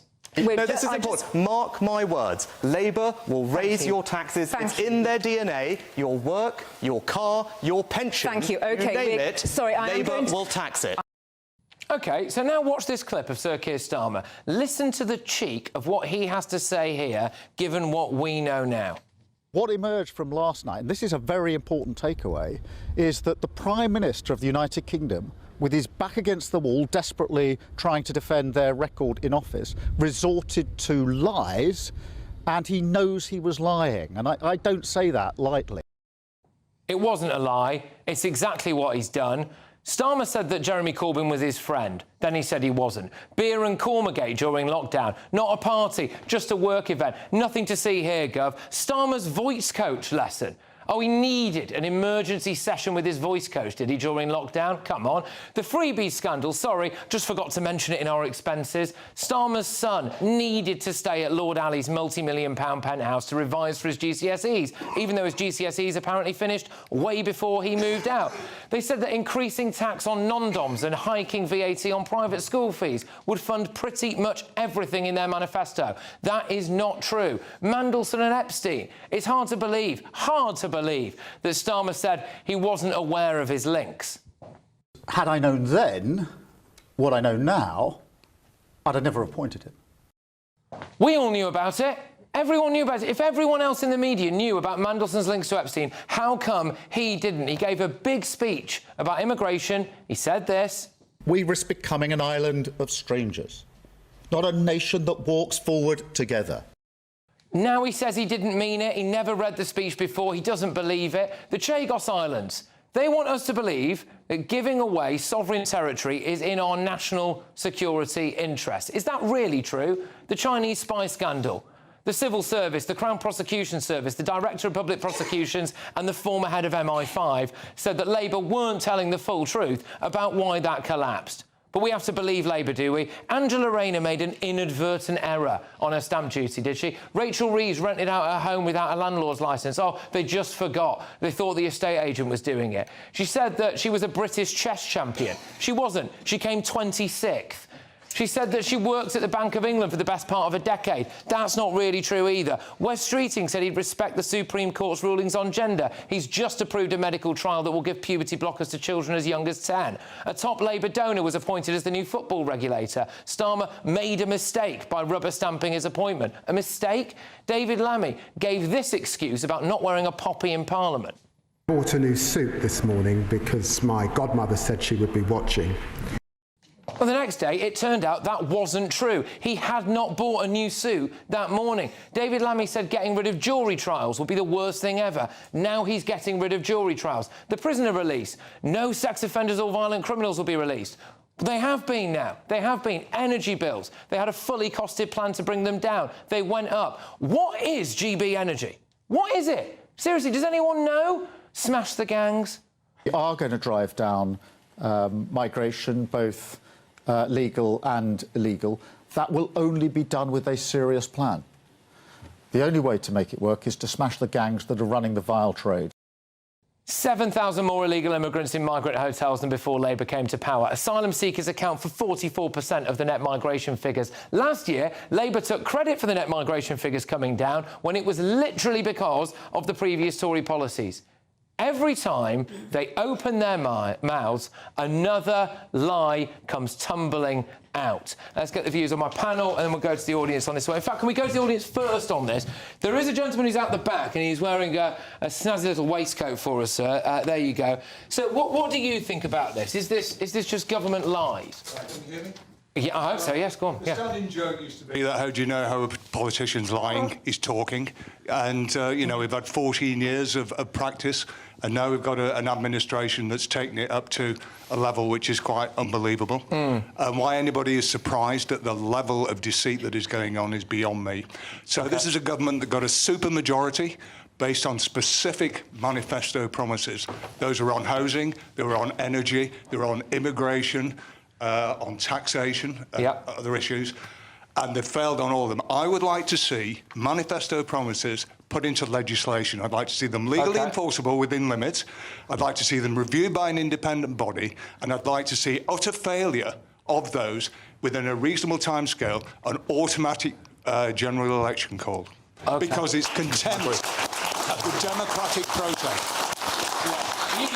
You're very angry about this. You're very angry. Very angry about that and a lot of other things as well, yes. Yeah. Well, there you go. Yeah. Well, thank you, sir. Thank you for making your point. We've got 3.5 years of this to go, and it's utter contempt for the democratic process. They lied to get a supermajority. Right. And I fully understand the issue of extenuating circumstances, but it does not justify what is happening in this country now. OK. All right. Well, thank you very much for making your point. This lies... I mean, look at these front pages. Yeah. Look at these front pages. Liar Reeves must go now. Chancellor of the Exchequer. Reeves on the brink over taxing. Reeves misled the public. It's lies, lies, lies. Is it not? Yeah, look, I couldn't agree with the gentleman more. I think we are in an era now where, I mean, look, for sure, this is the most deceptive government ever. It takes deception, I think, and I would call it electoral fraud to a whole different level. How can you bamboozle an entire British populace, an entire voter base, with promises that you don't fulfil, and then things that are not in the manifesto that then you do within 12 to 15 months of being in government? Now, at least the Labour Party in the old days were very, very clear and relatively honest about their ideology. They were all about, you know, the poor and immigrants, and now, you know, net zero and whatever else.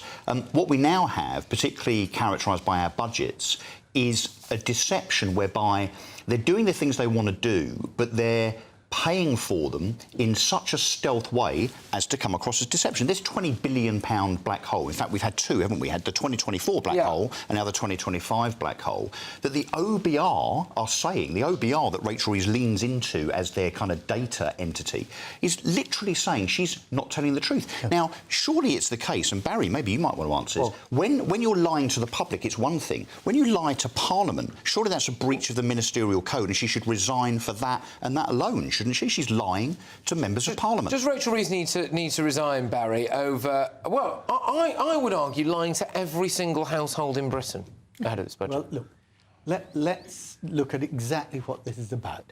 The attack is about what she knew about the state of the public finances, and it says that she had a £4.2 billion headroom, and therefore she was wrong to be spreading alarm, OK? And that was what she'd been told. When she spoke, and the clip there, she spoke about the revision of productivity that she'd been advised about. That was the productivity figures under the Conservatives that had now been revised £16 billion down. So what she talked about was the £16 billion down, OK? And she said that left a black hole. Now, 4.2 billion that she was advised by the OBR that she had as her headroom. Yeah. If you remember last year, when she had £10 billion headroom, everybody said, oh, that's nowhere near enough. But Barry, the OBR told her there was no £30 billion black hole, mate. Come on. Let me make the point, right? Last year, everybody said £10 billion is nowhere near enough. This year, what she's done is she's put that to £21 billion, right? And that's what she's used the money for, which has been raised by raising the thresholds ultimately in future years. Right. It's still bamboozling. But actually, the bond markets have responded positively to that, because they say, yeah, that's about right, and that's it. So she was talking about one thing, and you're trying to make it that she was that's because there is a reason. There is a reason for that. Because all of the other things that you've said, right? There are things in there which, Patrick, I might agree with you on. Okay, stupid things that this government has done. Lies. But if you're asking about what Rachel Reeves actually said, what's really interesting to me is that we're talking about the process and not about the budget itself. No, we've spoken a huge amount about this catastrophic budget, and I think many people feel utterly shafted by it. But I think this is genuinely, I think, a very credible resigning matter. Yes, right. The reason that this story is absolutely huge, right? The Office for Budget Responsibility is like the watchdog of, it's independent, and it's the watchdog of government spending and government plans. It's a really important independent body. Now, you'll remember how important it is. 3 weeks ago, you said they always talk rubbish and they always got their figures wrong. No, I don't think I said that. I don't think I did say that. That wasn't me. Their forecasts are never right. But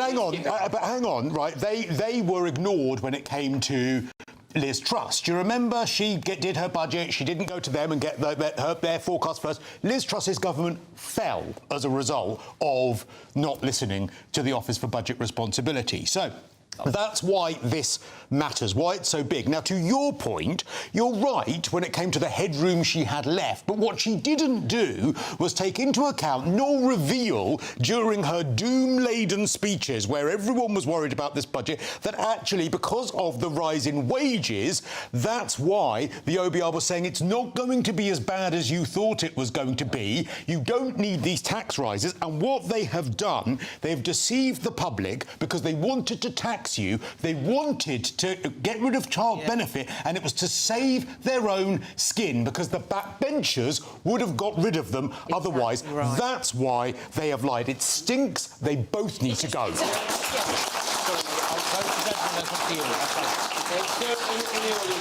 With the blue jumper on there, what would you like to say? Make sure that microphone's right next to your mouth. Thank you very much. I was going to say that us of a certain vintage realised Labour were lying in their manifesto. Us who lived through the winter of discontent in 1979, right, where we had tax bans from 35% to 85%, strikes, waste not being collected, you knew what was going to happen. We were saved in 79 by Margaret Thatcher, who is, in my opinion, the greatest Prime Minister of the last century. We knew what was going to happen. Unfortunately, the younger generation have found out the hard way by voting Labour. OK, so while I've got you, get back up. Right, OK, so I've obviously rattled off a list of pretty stonking, I would argue, lies there, mistruths, some people might say, I don't know, dating all the way back to, was he a friend of Jeremy Corbyn, was he not a friend of Jeremy Corbyn? Whenever Keir Starmer opens his mouth, how do you feel? I don't trust him. No. Right. I do not trust him whatsoever. I could say things which I'm saying to friends which I can't repeat on this show, but I think he is the most unloyal, distrusted Prime Minister this country has ever had. Yeah, it's turned out that way. I do remember the winter of discontent. I was a kid and I used to have to do my homework by candlelight. You didn't have electricity one night, gas the next. Well, I think we only had electricity 3 days a week or something like that. It was crucifying. I had school books that were held together with paper clips and things like that. It was just appalling. But that's all coming back, particularly the candlelight thing. If Ed Miliband's got anything to do with it. I think that's the gentleman's point. But can I just say, the real problem here is you've got Sir Keir Starmer knew perfectly well that he could not get in if he stuck to old-style Labour policies. And that's what's underpinning every decision he makes.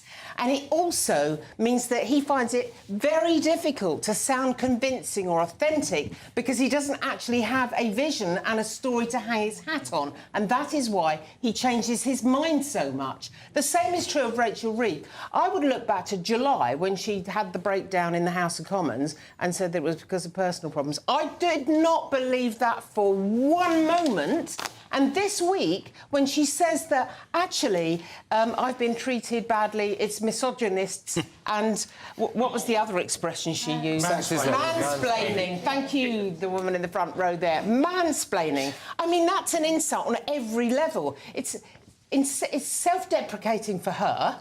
It is insulting to women like me who've had to work all their lives in very, very chauvinistic environments, for example, Fleet Street when I was younger. And it's really insulting to my daughter, who's newly qualifying as an architect in a male-dominated career and has never complained once. Yeah, fair enough. Well done.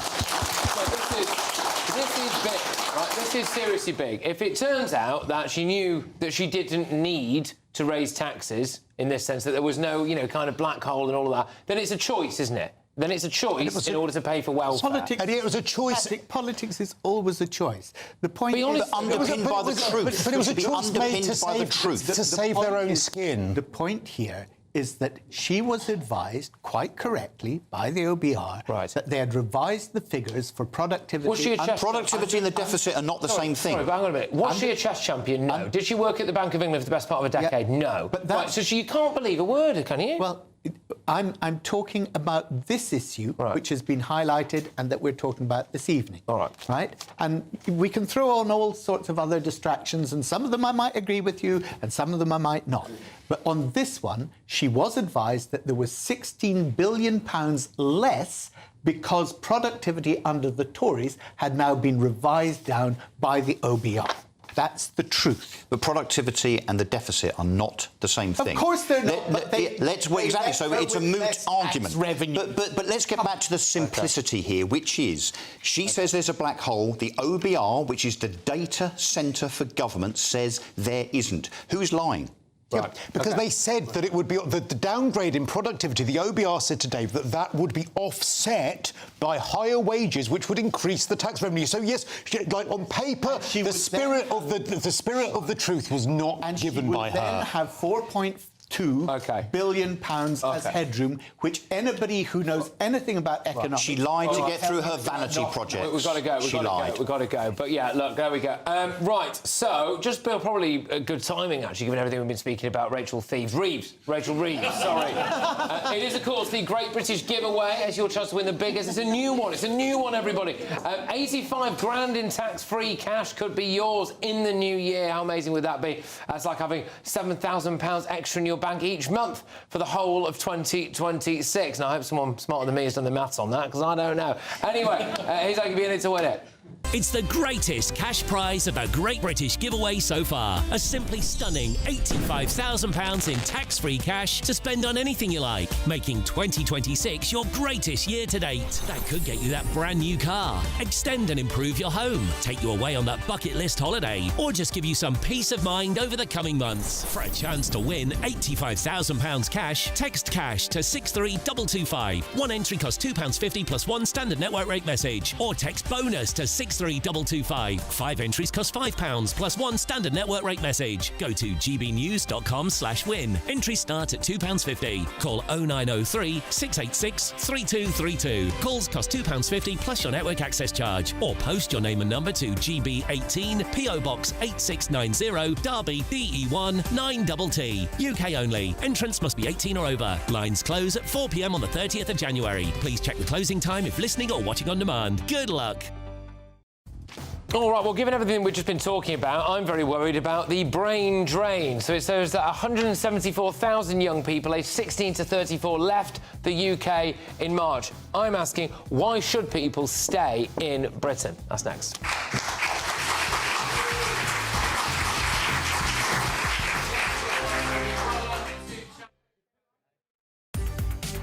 From the school run to the home run, watch a new show for all of Britain. So he can say whatever he wants. A straight-talking show where all voices are heard.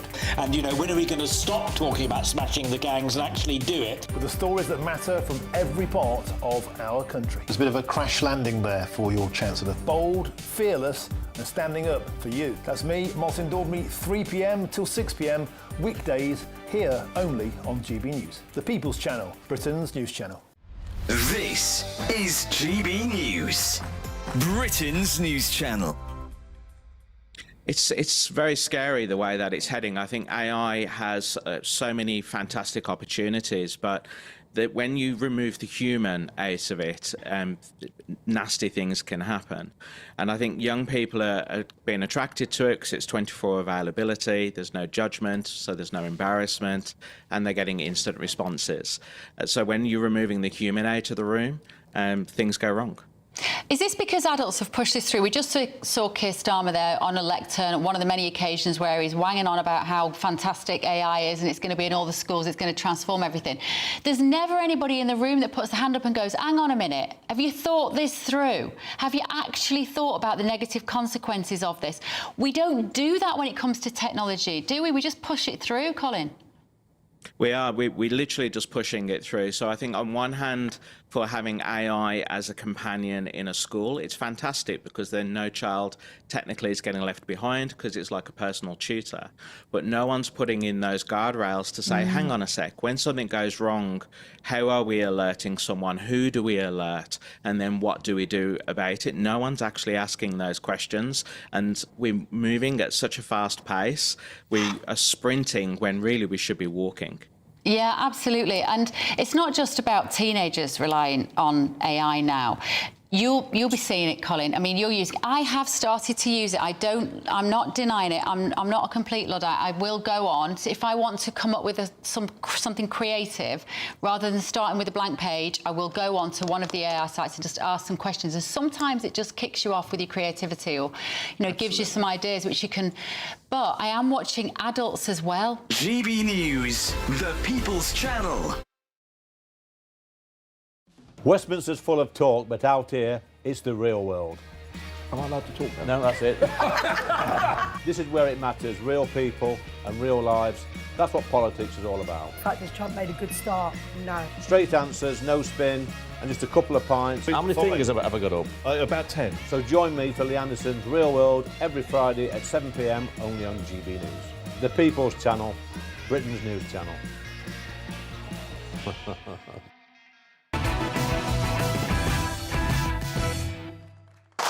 All right, are you considering leaving Britain? Some people in this room are. Whether or not they're brave enough to talk on national television before they decide to jog off to a tax haven or not, we'll wait and see. But new figures have revealed that 174,000 young people aged 16 to 34 have left the UK in the year to March. It's a serious brain drain.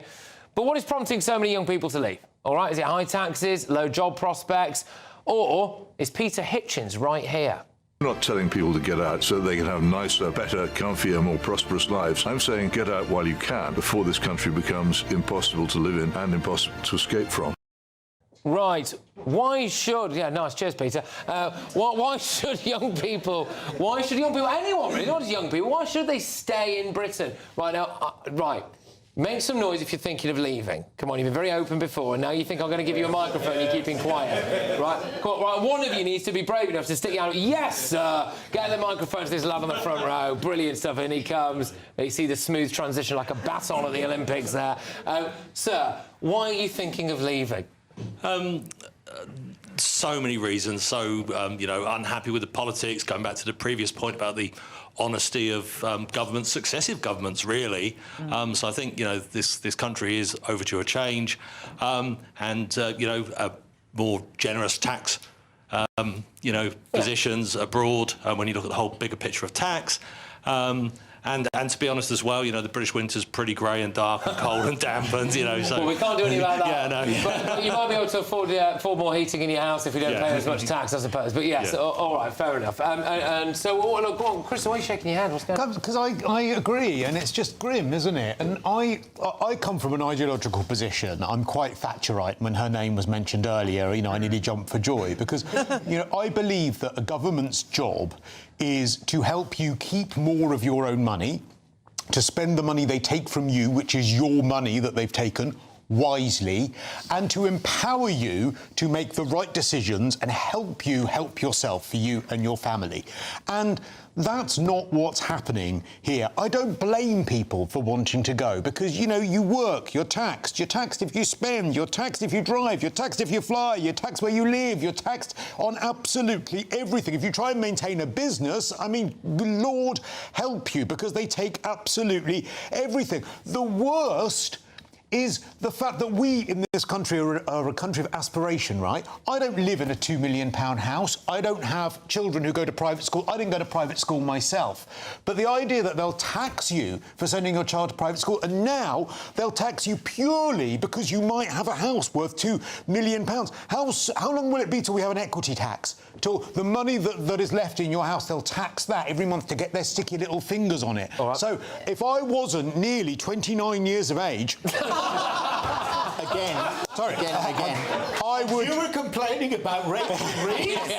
I'm as good with numbers as she is. Let's just say that. But no, I don't blame people for leaving. I don't blame them, because the UK is no longer a place of aspiration. Linda, should they stay and fight? Should you stay and fight for Britain? Should this man here, this quitter on the front row, should these people stay and fight? I've got 3 kids. I've spoken about them before, and they're all in the... Well, one's 32 and the others are in their 20s. And I hope that they stay and fight. I hope, because I would hate it if they left this country. And they can, because they've got dual nationality, so they can go. And I know they've thought about it. But you know what? My heart goes out to them, because it's so hard for them right now. When you lift the lid on the economy in this country, it is shot to pieces. We're so far behind, we can't build economic momentum up. No one's really prepared to, in this government, to support the kind of small businesses which are the growth engine of this country. And I'm really, really upset for my children. As I said earlier, you know, they have so many conversations with me about they can't afford to have children or raise a family. I mean, it's distressing. As a mother, I can tell you. It's very distressing. OK, just quickly, come on. Someone else who's thinking of leaving, I want to know why. I want to know where you're going. There's a few of you. You all got very shy now, so someone stick your hand up in a second. But go on, Barry, why should people stay? OK, why should you stay in Britain? Because we're the best country in the world. We've got the best music. Not anymore. We've got the best music. We've got the best football league. We've got the best theatre and arts. We've got the best universities. We've got the best inventors. We are the best country in the world. And we even have the English language, which is spoken all around the world. That's why people... Genuinely, we can't afford to buy the music. We can't afford to go to the concerts. We can't afford to do any of it. The only arguments that people have put up for leaving the UK are, I'll pay lower tax and it's sunny elsewhere. Well, boo-hoo. No. So isn't it interesting? Isn't it interesting? Barry. You're supposed to be patriotic. I'm supposed to be the Labour man that you all tell me isn't. You know, and Barry, not going to support your country. Barry, your government is supposed to protect us and look after its citizens, and it's not. And it's not. I notice in your rant, Barry, you didn't talk about the best economy, you didn't talk about the safest streets, because we don't have the best economy and we don't have the safest streets. There's a whole bunch of reasons not to stay. We froze prescription charges, we extended the fuel... He's reading it. He's been given this by Rachel this morning. We've increased... taxes, yes, you have. Increased wages more in the last 18 months. A really expensive business. It's going to have to make people redundant as a consequence. Because you've just put the minimum wage up by 8%. You're idiots. Which has actually been fed into the economy. Stop. We're reducing the electricity bill. You're a bus.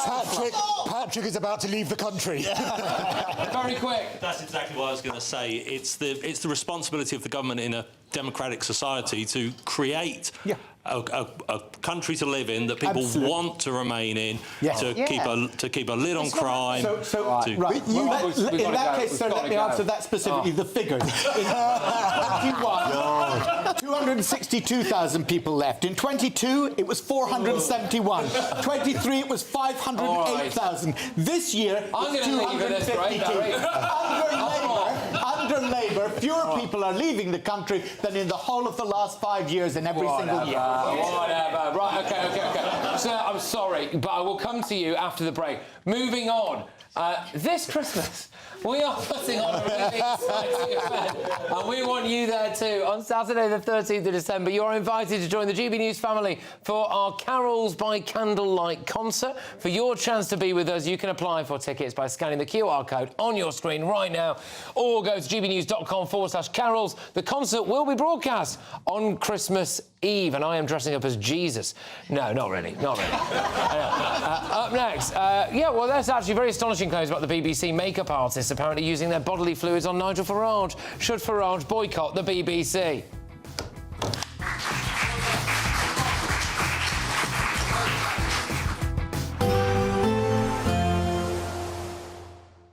I forecast a perfect holiday in the sun. Weather looking good then? For sure, and no worries about our travel insurance. All Clear Travel Insurance sponsors GB News Travel Destinations Forecast. The heavy rain across parts of Greece due to Storm Adele is now moving into Turkey. We could see some high rainfall totals building up. There's going to be some thunder mixed in, even some large hail as well. Further west, and a few bits of rain across the southern parts of Italy, elsewhere mostly dry. Much of Spain actually largely dry, similar for southern France, but some wet weather pushing into northwestern parts of Spain and also Portugal, and that will feed further southeastwards through the weekend. All Clear Travel Insurance sponsors GB News Travel Destinations Forecast. Hello and welcome to the latest update from the Met Office for GB News.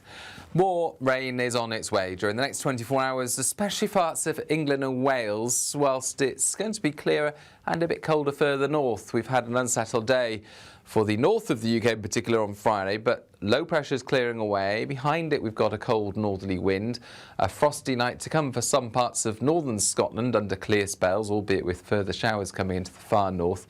But elsewhere it's cloudy skies, some outbreaks of rain through Northern Ireland, southern Scotland. But here's the main event. Some very wet weather moving in through the night across England and Wales. A soggy start to Saturday. Frost-free, yes, but very wet in places, particularly through the southwest, Wales, the Midlands, East Anglia and the east of England as we begin the day. But that rain is edging its way eastwards. It's going to clear western and southwestern parts, albeit with showers following on behind. And we've got this showery system also affecting parts of Northern Ireland into southern Scotland. But away from there, plenty of fine weather on Saturday morning. Decent blue skies for the north and west of Scotland. A chilly start with frosty conditions here, but otherwise it's a fine day, and that's the best place to be basically throughout Saturday, because elsewhere it's going to be cloudy, a lot of showers around, or if not, some longer spells of wet weather, particularly for eastern England, and that's a slow to clear band of rain, so it could cause some issues as we go through Saturday afternoon. It then returns into northern England with some snow over the Pennines, but to the north, clearer and frostier, and certainly a frosty start to Sunday more widely across the UK, although we've still got this wind in the east of the UK with some outbreaks of showery rain first thing. That moves into the North Sea, plenty of sunshine follows just for one day, because after Sunday, decent sunny day, Monday brings yet more wet weather. Westminster, the ultimate clique. And you're fighting like rats in a sack. But here on the Camilla Tominey Show, we ask the questions the establishment media is too scared to ask. OK, let me ask you a straight question, because I know you're a straight-talking politician. Whether it's net zero, illegal immigration or law and order, nothing is off-limits. You had the power then. Yeah, as I and say, now you've lost it. That's the Camilla Tominey Show, a politics show that's fearless. But no, let me finish my question if you don't mind, because it is my show. Sundays at 9:30, only on GB News, the People's Channel, Britain's news channel. Join me, Nana Akweer, for an informative, interactive news programme with a difference. It's fun. No, he didn't say that, Dave. I'm so surprised. I think there's an element of truth to that. Join me from 3 p.m. every weekend, only on GB News, Britain's news channel.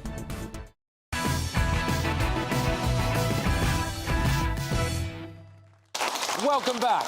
Now, we were going to talk about Nigel Farage and the BBC, but we decided it was a democratic vote that actually we're just going to carry on talking about what we talked about before, which is why are people leaving Britain? Why should people stay in Britain? It all relates to the budget, it relates to some deceit. We all know the drill now. I'm going to go straight to the audience on this, and there is a gentleman who's at the back who is standing up for us now. He's got a very patriotic shirt on for a start. Indeed, good evening, guys. Go on, what would you like to say about why people are leaving, why people should stay? What's your view? Well, I kind of disagree with Barry. Shock horror. Yes, we all like the country. We all love the country. We all want to be here. But it's turned into a state. You know, I'm a small business owner. I run a business with my wife. I've got 2 children. Business is getting harder and harder. Whatever we do, we're getting taxed to the hilt. It's just only going to get worse. I've got 2 children who are so disillusioned now. They want to leave the country. But the problem that they have, and everybody else has, it's actually harder to get out of the country than it is to get into the country. So where do you go? What do you do? I mean, I could sell my business and move abroad. Don't really achieve anything. I want to stay here and I want to work. But it's just getting to the whole environment. I mean, I travel the country, and the place is a state. It's shocking. Whereabouts are you from? Are you from Yorkshire? Yeah, I'm just outside of Leeds. Just outside of Leeds? Yeah. Do you live there now? We do, yeah. Oh, well, so you've come from Leeds? We've travelled down this thank you very much. Appreciate that a lot. No, it's our pleasure. So presumably, where do your kids want to go? One of them wants to go to Russia, believe it or not. In fairness, There's more freedom of speech. Yeah. There's better freedom of speech it now. comes to something. It comes to something. Conspiracy theorists write themselves Absolutely, down. that's it. Yeah. I'm going to look out for MI5 on the way out. Well, yeah. Patrick. No, all right, there you go. All right, so yeah, but hopefully, obviously, you don't want to break your family up to. No, absolutely. Fine. Okay, go on, Russell. Yeah. So the thing is, as well, other countries are now taking advantage of our plight, right? They're looking at what is happening here. They're seeing how terrible this country is becoming. And by the way, I don't think it's irreversible. And they're doing such things as making it very, very attractive for people that work hard, want to earn a living, and that have businesses to prosper in their countries. So the likes of Italy, Portugal, Dubai, Monaco, all of these countries are saying, we understand how terrible it is there, economically, socially, culturally even, and particularly from a crime perspective. So they're making it very, very attractive. But actually what I thought was interesting, and I don't want to put you on the spot, lady in the front row, because I'm not sure you're going to want to stand up. So I'm going to say this for you, if I may. You made a very, very good point just now, which is that we should have faith and some optimism and enthusiasm on the basis that when, not if, there's a change of government in 3 to 4 years' time, that we should, I guess, have some optimism that's going to happen and sit tight, I think was your point, wasn't it? All right. Yeah, and it's interesting that, Russell, as the Reform councillor, you wanted to make a point off the back of a Russian point being made. Just saying. Gentleman at the back, yes, thank you very much, sir. What would you like to say? So I just wanted to stand up and say, probably a lone voice, I want to stay. I want to stay. Why? Because I love my country. I'm patriotic. I think, by and large, our history is of wonderful value to not just to us, but to the world. I think we've done a lot of good. And I think if we all leave, who stands up for that? Who defends that? And otherwise, we just turn off the lights and leave. So I want to stay. I want to stay for that reason. I love that. Thank you for saying that. I know. Look, I agree. By the way, I'm not trying to say anyone who is thinking of leaving is wrong or anything like that. Everyone's got their own personal circumstances, and I get it. But I'm very concerned about what happens if we all just jog on, for want of a better phrase, you know? It just breaks my heart that we are in this position where we feel like Britain is in such decline, where this idea of aspiration is not there anymore. You say you have pride in the country, you're far right. You want to go out and make something of yourself. The government wants to get its sticky fingers all over it. It's no longer what it was, and we need a change in just culture. be very, very, very clear. The wealth creators, the entrepreneurs of this country are going. I mean, it's not a fantasy. They are leaving. Look at him. He's rolling in it. You can see it. He's a multi-millionaire at the back. I get what you mean. Right, so you've got about 30 seconds. Make your point. You're thinking of leaving, aren't you? Yeah, I'm thinking of leaving. I'm a manufacturing engineer. I've worked in the UK all my life. I see a lot more prospects in the USA. I would seriously consider a move to Chicago. We know that the USA is supporting their manufacturing industry way more than it feels here. Now, I could be changed. My mind could be changed if I felt that the government was seriously supporting our manufacturing industry. Doesn't feel like that at all, but it is happening in the US. Okay. Patrick, so you make a really important point about the decline in manufacturing industry in this country over the last 20 years, and it's been appalling, right? That you asked a question earlier, Patrick, which is, what is GB Energy about? Well, part of it is about building that manufacturing base. The other thing I would say, and it's to the gentleman who was talking about, running a small business. There's been 5 cuts in interest rates since we came into government. But that's not a government thing, Barry. It's independent, the Bank of England. Yeah, I'm sure... It's independent. Your ex-Prime Minister, Gordon Brown, made it independent. You can't take the credit for that, sir. I'm sorry. No. It reflects what's happening in the wider economy. What, because the economy is getting weak, so they're having to shore it up with lower interest rates? Nonsense. OK, you've had 5 cuts in interest rates. If you look at what the government did in this budget, it actually changed for small businesses. It's actually changed the business rates so that from next April, for all those businesses that are in hospitality or leisure or retail, they will have a reduction in their business rates, precisely to try and give a boost to that element. But that's only one aspect of it. Tell that to the hospitality business is going bust. Generally speaking, there is no one in this cabinet that has any business experience at all, and you know that. I ran my own business in the city for 12 years, very successfully, and sold it when I went into I wish you were in the cabinet now. Right, OK. Careful what you wish for. Thank you very much, everybody. That was really good. It's great to hear so many, just so many of you, really, and get your say. I do hope you all stay. Genuinely, I do really hope you all stay. I certainly will be staying, or what value that has, I don't really know. But anyway, next, it's the favourite bit of the week for me anyway. It's Greatest Britain Union Jackass.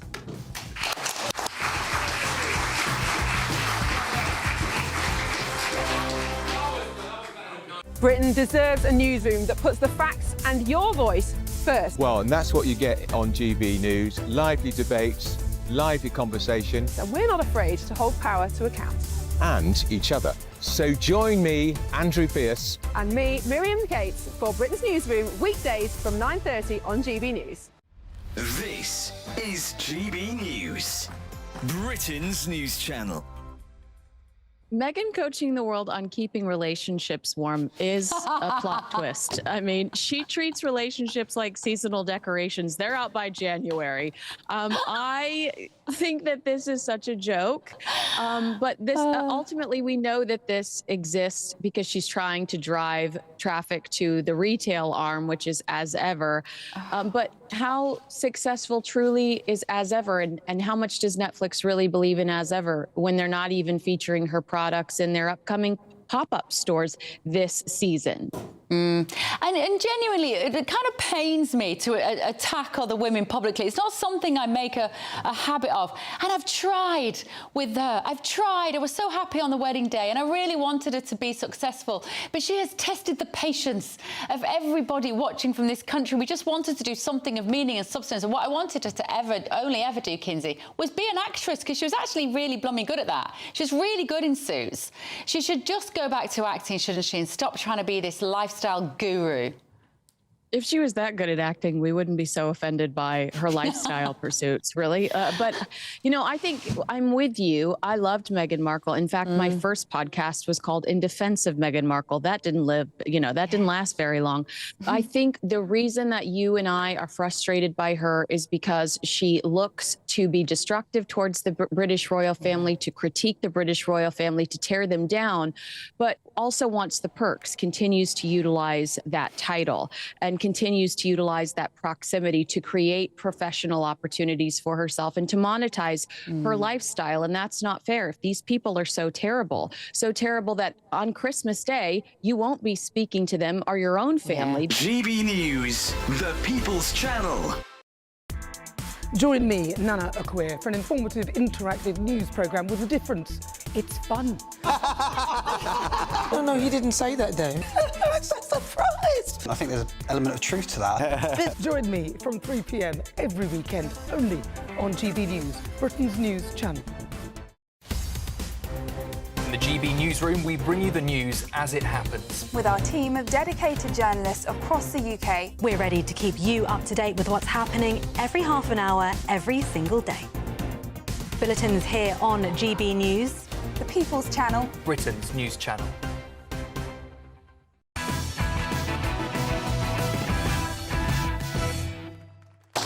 Thank you very much, everybody. We've got a gentleman who's come all the way from Scotland. We've obviously had the bloke. Are you with anyone, possibly wife as well, from Leeds? Yes, thank you very much. There we are. So thank you very much for everyone who's gone to all the effort to come here this evening. We do really appreciate it. Let's do Greatest Britain Union Jackass. We're going to start with Greatest Britain. I think I'm going to work my way from left to right. So, Russell, your Greatest Britain, please. Yeah, Peter Whittle, who died yesterday, founder of the New Culture Forum, someone that for the last 20 years has stood up for good old-fashioned British cultural values, something that's, in some circles these days, not very popular, but unfortunately died yesterday at the age of 64, and I think he should be recognised. Yeah, I agree. He's a great guy. Yeah, just very quickly, sorry, on a personal level, Peter was a fantastic bloke, absolutely fantastic bloke. I've known him for many, many years, and it was an incredible shock to have found out that he passed away and so young, but he really, really, really will be missed. One of those few people that, you know, you meet and everyone seems to really like, so may he rest in peace. Christo. OK, I'm going to go for Kemi Badenoch after her barn-storming performance, eviscerating the budget, and some brilliant lines in there, including calling Starmer and Rachel Reeves Laurel and Foolhardy. And, you know, woman to woman, you know, you're incompetent rather than the mansplaining, all of that stuff. Finally, Kemi has arrived. Wow. But she did read it from a script. OK. Well, yes, because... All prepared in Oh, no, advance. someone who reads things from a script. Imagine that. Never trust him. like you are here. That's just my note. Not a script, just my note. And I chose, it's a bit of a departure really, but I chose Poppy the Golden Retriever, who was this week awarded a medal by the British Heart Foundation because she could hear that her master had started to breathe irregularly upstairs in bed and he'd had a heart attack. Wow. And she nudged the wife awake and the ambulance came and they gave him CPR and they saved his life. Oh.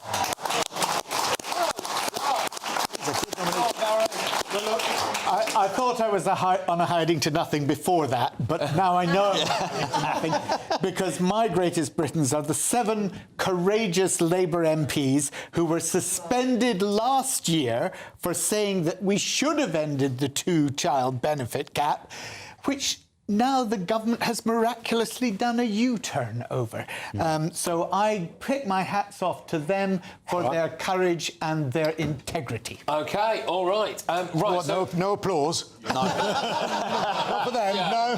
OK, all right. Well, so Peter Whittle, anyone? Kenny Badenoch, yes.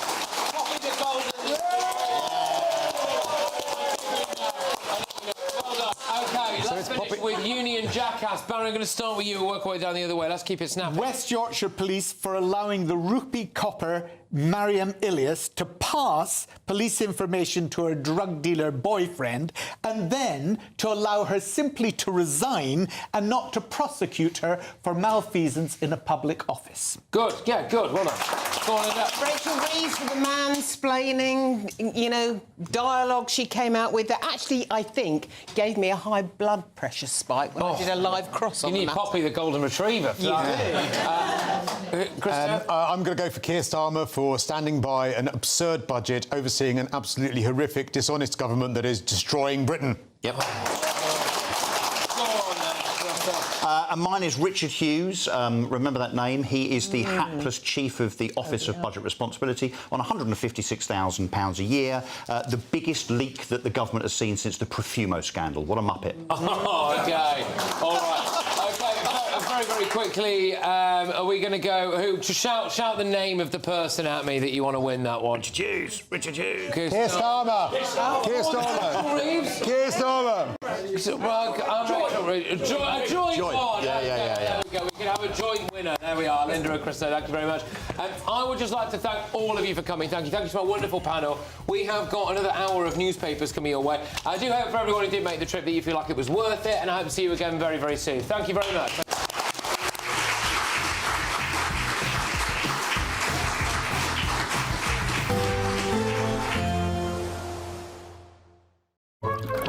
Warm and cosy, with a chance of zero visibility. Boxed Boilers sponsors the weather on GB News. Hello and welcome to the latest update from the Met Office for GB News. More rain is on its way during the next 24 hours, especially parts of England and Wales, whilst it's going to be clearer and a bit colder further north. We've had an unsettled day for the north of the UK in particular on Friday, but low pressure is clearing away. Behind it, we've got a cold northerly wind. A frosty night to come for some parts of northern Scotland under clear spells, albeit with further showers coming into the far north. But elsewhere, it's cloudy skies. Some outbreaks of rain through Northern Ireland, southern Scotland. But here's the main event. Some very wet weather moving in through the night across England and Wales. A soggy start to Saturday. Frost-free, yes, but very wet in places, particularly through the southwest, Wales, the Midlands, East Anglia and the east of England as we begin the day. But that rain is edging its way eastwards. It's going to clear western and southwestern parts, albeit with showers following on behind. And we've got the showery system also affecting parts of Northern Ireland into southern Scotland. But away from there, plenty of fine weather on Saturday morning. Decent blue skies for the north and west of Scotland. A chilly start with frosty conditions here, but otherwise, it's a fine day, and that's the best place to be, basically, throughout Saturday, because elsewhere it's going to be cloudy. A lot of showers around, or if not, some longer spells of wet weather, particularly for eastern England, and that's a slow to clear band of rain, so it could cause some issues as we go through Saturday afternoon. It then returns into northern England with some snow over the Pennines, but To the north, clearer and frostier, and certainly a frosty start to Sunday more widely across the UK, although we've still got this wind in the east of the UK with some outbreaks of showery rain first thing. That moves into the North Sea, plenty of sunshine follows, just for one day, because after Sunday, decent sunny day, Monday brings yet more wet weather. Warm and cosy, with a chance of zero visibility. Boxed Boilers sponsors the weather on GB News. It's the big one. Your chance to win a whopping £85,000 in tax-free cash. The largest cash prize we've given away to date. That's like over £7,000 a month extra in your bank account each month for 12 whole months. That's a year of yes. Yes to holidays, yes to treats, yes to shopping trips, yes to home improvements. For a chance to win £85,000 cash, text cash to 63225. One entry costs £2.50 plus one standard network rate message. Or text bonus to 63225. 5 entries cost £5 plus one standard network rate message. Go to gbnews.com/win. Entries start at £2.50. Call 0903 686 3232. Calls cost £2.50 plus your network access charge. Or post your name and number to GB18 PO Box 8690 Derby DE1 9TT. UK only. Entrance must be 18 or over. Lines close at 4 p.m. on the 30th of January. Please check the closing time if listening or watching on demand. Good luck. From the school run to the home run, watch a new show for all of Britain. He can say whatever he wants. A straight-talking show where all voices are heard. And, you know, when are we going to stop talking about smashing the gangs and actually do it? With the stories that matter from every part of our country. There's a bit of a crash landing there for your Chancellor. Bold, fearless and standing up for you. That's me, Martin Daubney, 3 p.m. till 6 p.m, weekdays, here only on GB News. The People's Channel, Britain's news channel. Join me, Nana Akweer, for an informative, interactive news programme with a difference. It's fun. No, he didn't say that, though. I'm so surprised. I think there's an element of truth to that. Join me from 3 p.m. every weekend, only on GB News, Britain's news channel. Westminster's full of talk, but out here, it's the real world. Am I allowed to talk now? No, that's it. This is where it matters, real people and real lives. That's what politics is all about. In fact, has Trump made a good start? No. Straight answers, no spin, and just a couple of pints. How many fingers have I got up? About 10. So join me for Lee Anderson's Real World every Friday at 7 p.m, only on GB News. The People's Channel, Britain's news channel. Westminster, the ultimate clique. And you're fighting like rats in a sack. But here on the Camilla Tominey Show, we ask the questions the establishment media is too scared to ask. OK, let me ask you a straight question, because I know you're a straight-talking politician. Whether it's net zero, illegal immigration or law and order, nothing is off limits. You had the power then. Yeah, as I and say, now you've lost it. That's the Camilla Tominey Show, a politics show that's fearless. But no, let me finish my question if you don't mind, because it is my show. Sundays at 9:30, only on GB News, the People's Channel, Britain's news channel.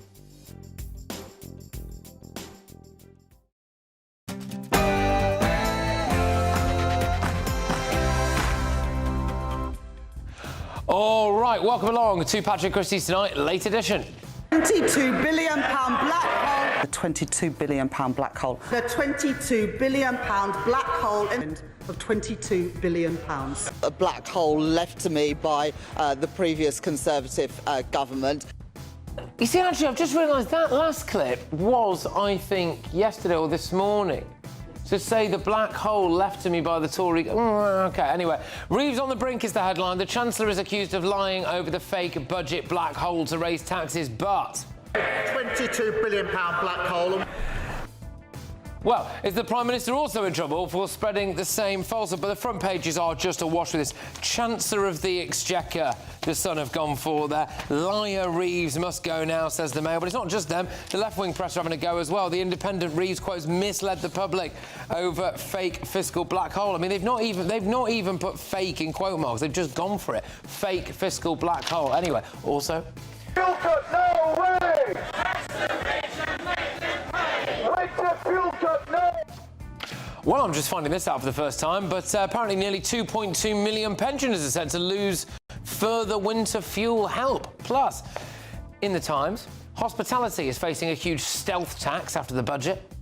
He and I both believe that introducing a targeted national screening programme for prostate cancer is the right thing to do and would save lives.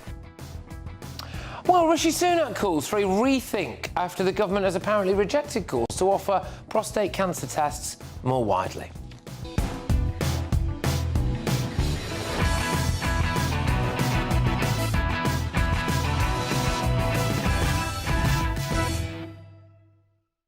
Full house tonight. We are joined by journalist and broadcaster Linda Jubilee, property expert, Reform UK councillor Russell Quirk. We've also got broadcasting royalty Christo Fufas and the Labour MP for Brent West, Barry Gardner. But right now, let's get those news headlines with Sophia Wensler.